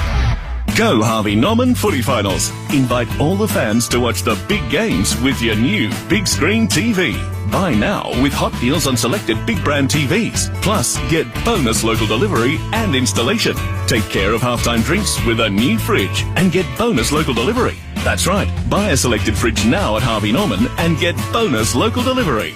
Get set for the big games at Harvey Norman now. Best brands, best range, best prices. Conditions and exclusions apply.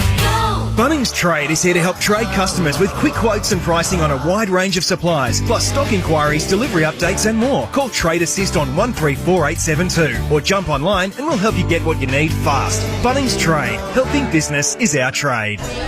Righto, lads, I'll be back in a bit. Just got to do my tax. But it's your round, mate. Don't worry, I'll only be a sec. With H&R Block, you can do your tax return online with an expert, anywhere, anytime, with a maximum refund guarantee. Here you are, lads. I bought this with the $653 extra that H&R Block got me. This tax time, maximise your refund online with an expert at hrblock.com.au. Maximum refund guarantee. In finals footy, legacies are built on the field with iconic plays and off the field with the iconic Jack Daniels and Cola. Jack Daniels and Cola, ready when you are. Please drink responsibly. Jack Daniels is a registered trademark. 2025. Jack Daniels. Hello, bank. Hi, I was hoping you could work my numbers so I can afford the property I want to buy. Oh, don't want much, do you? Not really. I just really want to get the most out of my borrowing power. We're the bank. We've got the power. FYI. Well, Athena shifts the power to me. FYI. Well... Athena's fairer, friendlier policies put the power in your hands. Visit athena.com.au or talk to your broker. Athena, love us and leave us. Application subject to eligibility and assessment. Anytime is 7-Eleven time, particularly at 6:50pm when the game is about to begin and you need something to bite on that isn't your fingernails. Get game day snacks delivered anytime at 7-Eleven. Find out if we deliver to you. It's here! The Supreme and Leader Caravans nationwide Super Spring stock sale is on now. Save thousands on brands new Supreme and Leader Caravans. These Aussie-made legends have delivered style, comfort and unmatched quality for over 39 years. Make an offer. No reasonable offer refused. Hurry, these are never to be seen again prices and they won't last long. Sale ends NRL Grand Final weekend or while stocks last. Visit your nearest Supreme or Leader dealership today or jump online now at supremecaravans.com.au or leadercaravans.com.au. I'm just saying, at Petstock, the blue one, their shelf price drops are making big brand products cheaper. What now? Black Hawk adult chicken and rice or lamb and rice, 20 kilo dry dog food is $142, save $47. Same price in store and online? Yep. The boys on Triple M. Thanks to Ream and Macca's. Triple M rocks finals footy. Penrith beating the Warriors 24-8. Ream Hot Water and Macca's bring us the footy. Mitsubishi Triton with the scoreboard. Nothing can frighten a Triton. I like the sign last night. Nothing can frighten a Crichton. What did you say today, Josh? Nothing can frighten a Titan. Titan.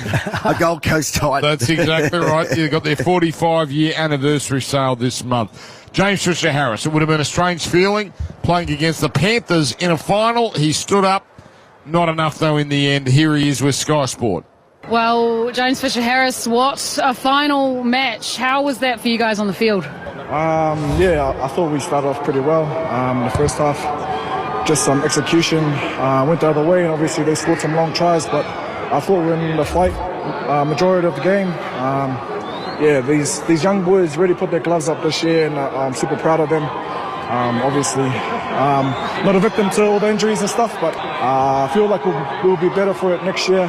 And just want to give a massive mihi to the crowd and all our fans. And when you guys do have momentum, you guys are a bit unstoppable. How does that actually feel when you're on the field? Yeah, well, I think that's one of our strengths, you know. But yeah, credit to Panthers. They scrambled a lot and shut it down, and obviously they turned it into tries. But yeah, it is what it is. What part of their game was hard to shut down? Sorry, what was it? What part of their game was hard to shut down? Yeah, they just had us on the ropes a couple of times. Like, we just made a few errors and little things like that. You just can't do that against a team like this.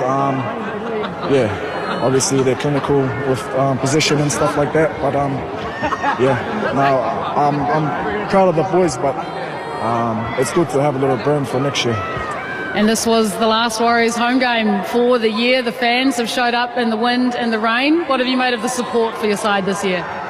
Yeah, just being back home, like it's been massive, all the support for the club, the team, and me in general. Just feel the love, and the boys are burning, so I'm sure we're going to put in a lot of mahi, and we'll be back here next year. Well, we look forward to it. Thank you.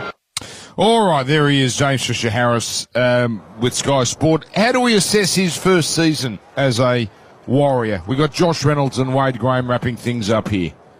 Yeah, well, as we said, we spoke about it before, and you get people questioning him with his stats and whatnot, but he's not a stats guy. He never has been, and he's had to adapt without having his bash brother next to him. But from the outside looking in, from a leader's perspective, he's had a massive impact, and the way he speaks about the club, what it means to him. Sometimes that means so much to a side, and these young guys, they'll be looking up to him. They'll be looking up to him every single day at training, and as Wade said before, he would be the one that sets the tone at training every single day.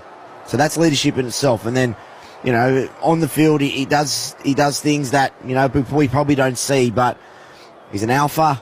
He's a leader, and that's all I'd need from him in my team later. Yeah, I think it's a definite pass mark, and it's hard to be too critical on the Warriors.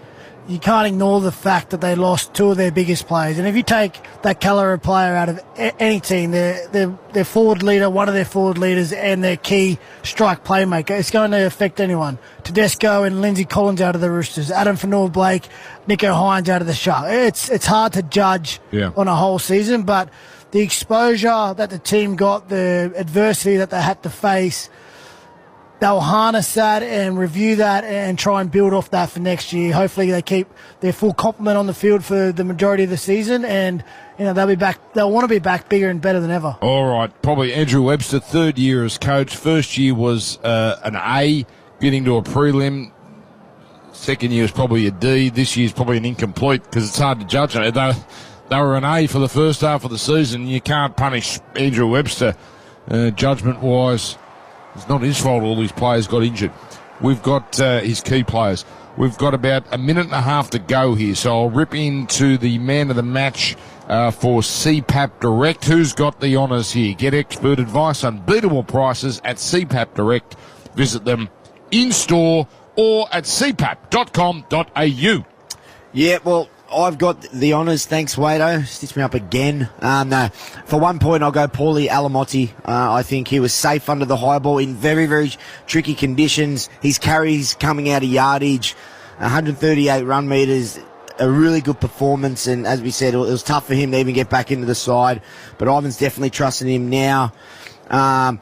2 points, I will go Isaiah Papali'i. I think he set the tone. I really did. We said Fisher Harris done it for the Warriors, but I think he went after their pack and had a really good night. 176 run meters and a try, so he had a really big night. But for me, boys, Nathan Cleary, 3 points, kicking masterclass. He can get the man of the match in so many ways. You know, tonight it was his kicking game. Next week it might be his running game, but he was brilliant. Very nice. So Nathan Cleary, nice touches of class at the end, CPAP direct. All right, we're going to hand it over now to Ben Dobbin and Aaron Woods, who's doing sideline. That feels like a Dave Riccio. Yes, it is. Home game for him. Penrith and Canterbury. They'll play knockout footy next week, so that's that side of the draw done now. It's the other side, Roosters and Sharks, coming up right after this. Triple M rocks finals footy. Full game highlights for Mitre 10 Trade. Huge tradie brekkie, September 19 at Mitre 10 and Home Hardware. Check the website to find a brekkie near you. 2 tackles left. Schneider quick service out to Cleary. Cleary everywhere now. Underarms it as his tackle. Finding Talangi. Talangi delays his pass, then throws to McLean. But the defenders are there waiting. And the tackle made 10 away. Last play. This Schneider comes back to the open to Cleary. He goes to face past the Papali'i. And Papali'i crashes over. Oh, Isaiah Papali'i has made a massive impact. Schneider dummies. Goes himself. Schneider over. Schneider is in. He bounces over the line. Oh, the unlikely dummy half. Comes to Boyd on the right. Keeps it going now. Double punt. Halasima is over. Got it down. Leka Halasima scores. He scores every damn week. Leka Halasima. Now they're back in business. That was their best set of the game by miles, and they had the finish. Chase, Garner got it. Then he threw a forward pass to Lucky. Play on, rubber kick, taken by Toll. 20 away, draws his defenders, gives them to McLean. It is the most remarkable Penrith try. A dicey kick has a perfect result. Comes back to the right now to Martin Martin running the show at the moment. Links up now as it goes through hands. Picked up by To'o. And To'o is going to go 50 metres and put this game to bed. Penrith are home. Penrith, the dream goes on. And 5 in a row is still alive. 24-8. Grab Triple M NRL daily all week on Listener and drive home with Triple M's Rush Hour. Thanks to Ream and Macca's. Triple M rocks finals footy.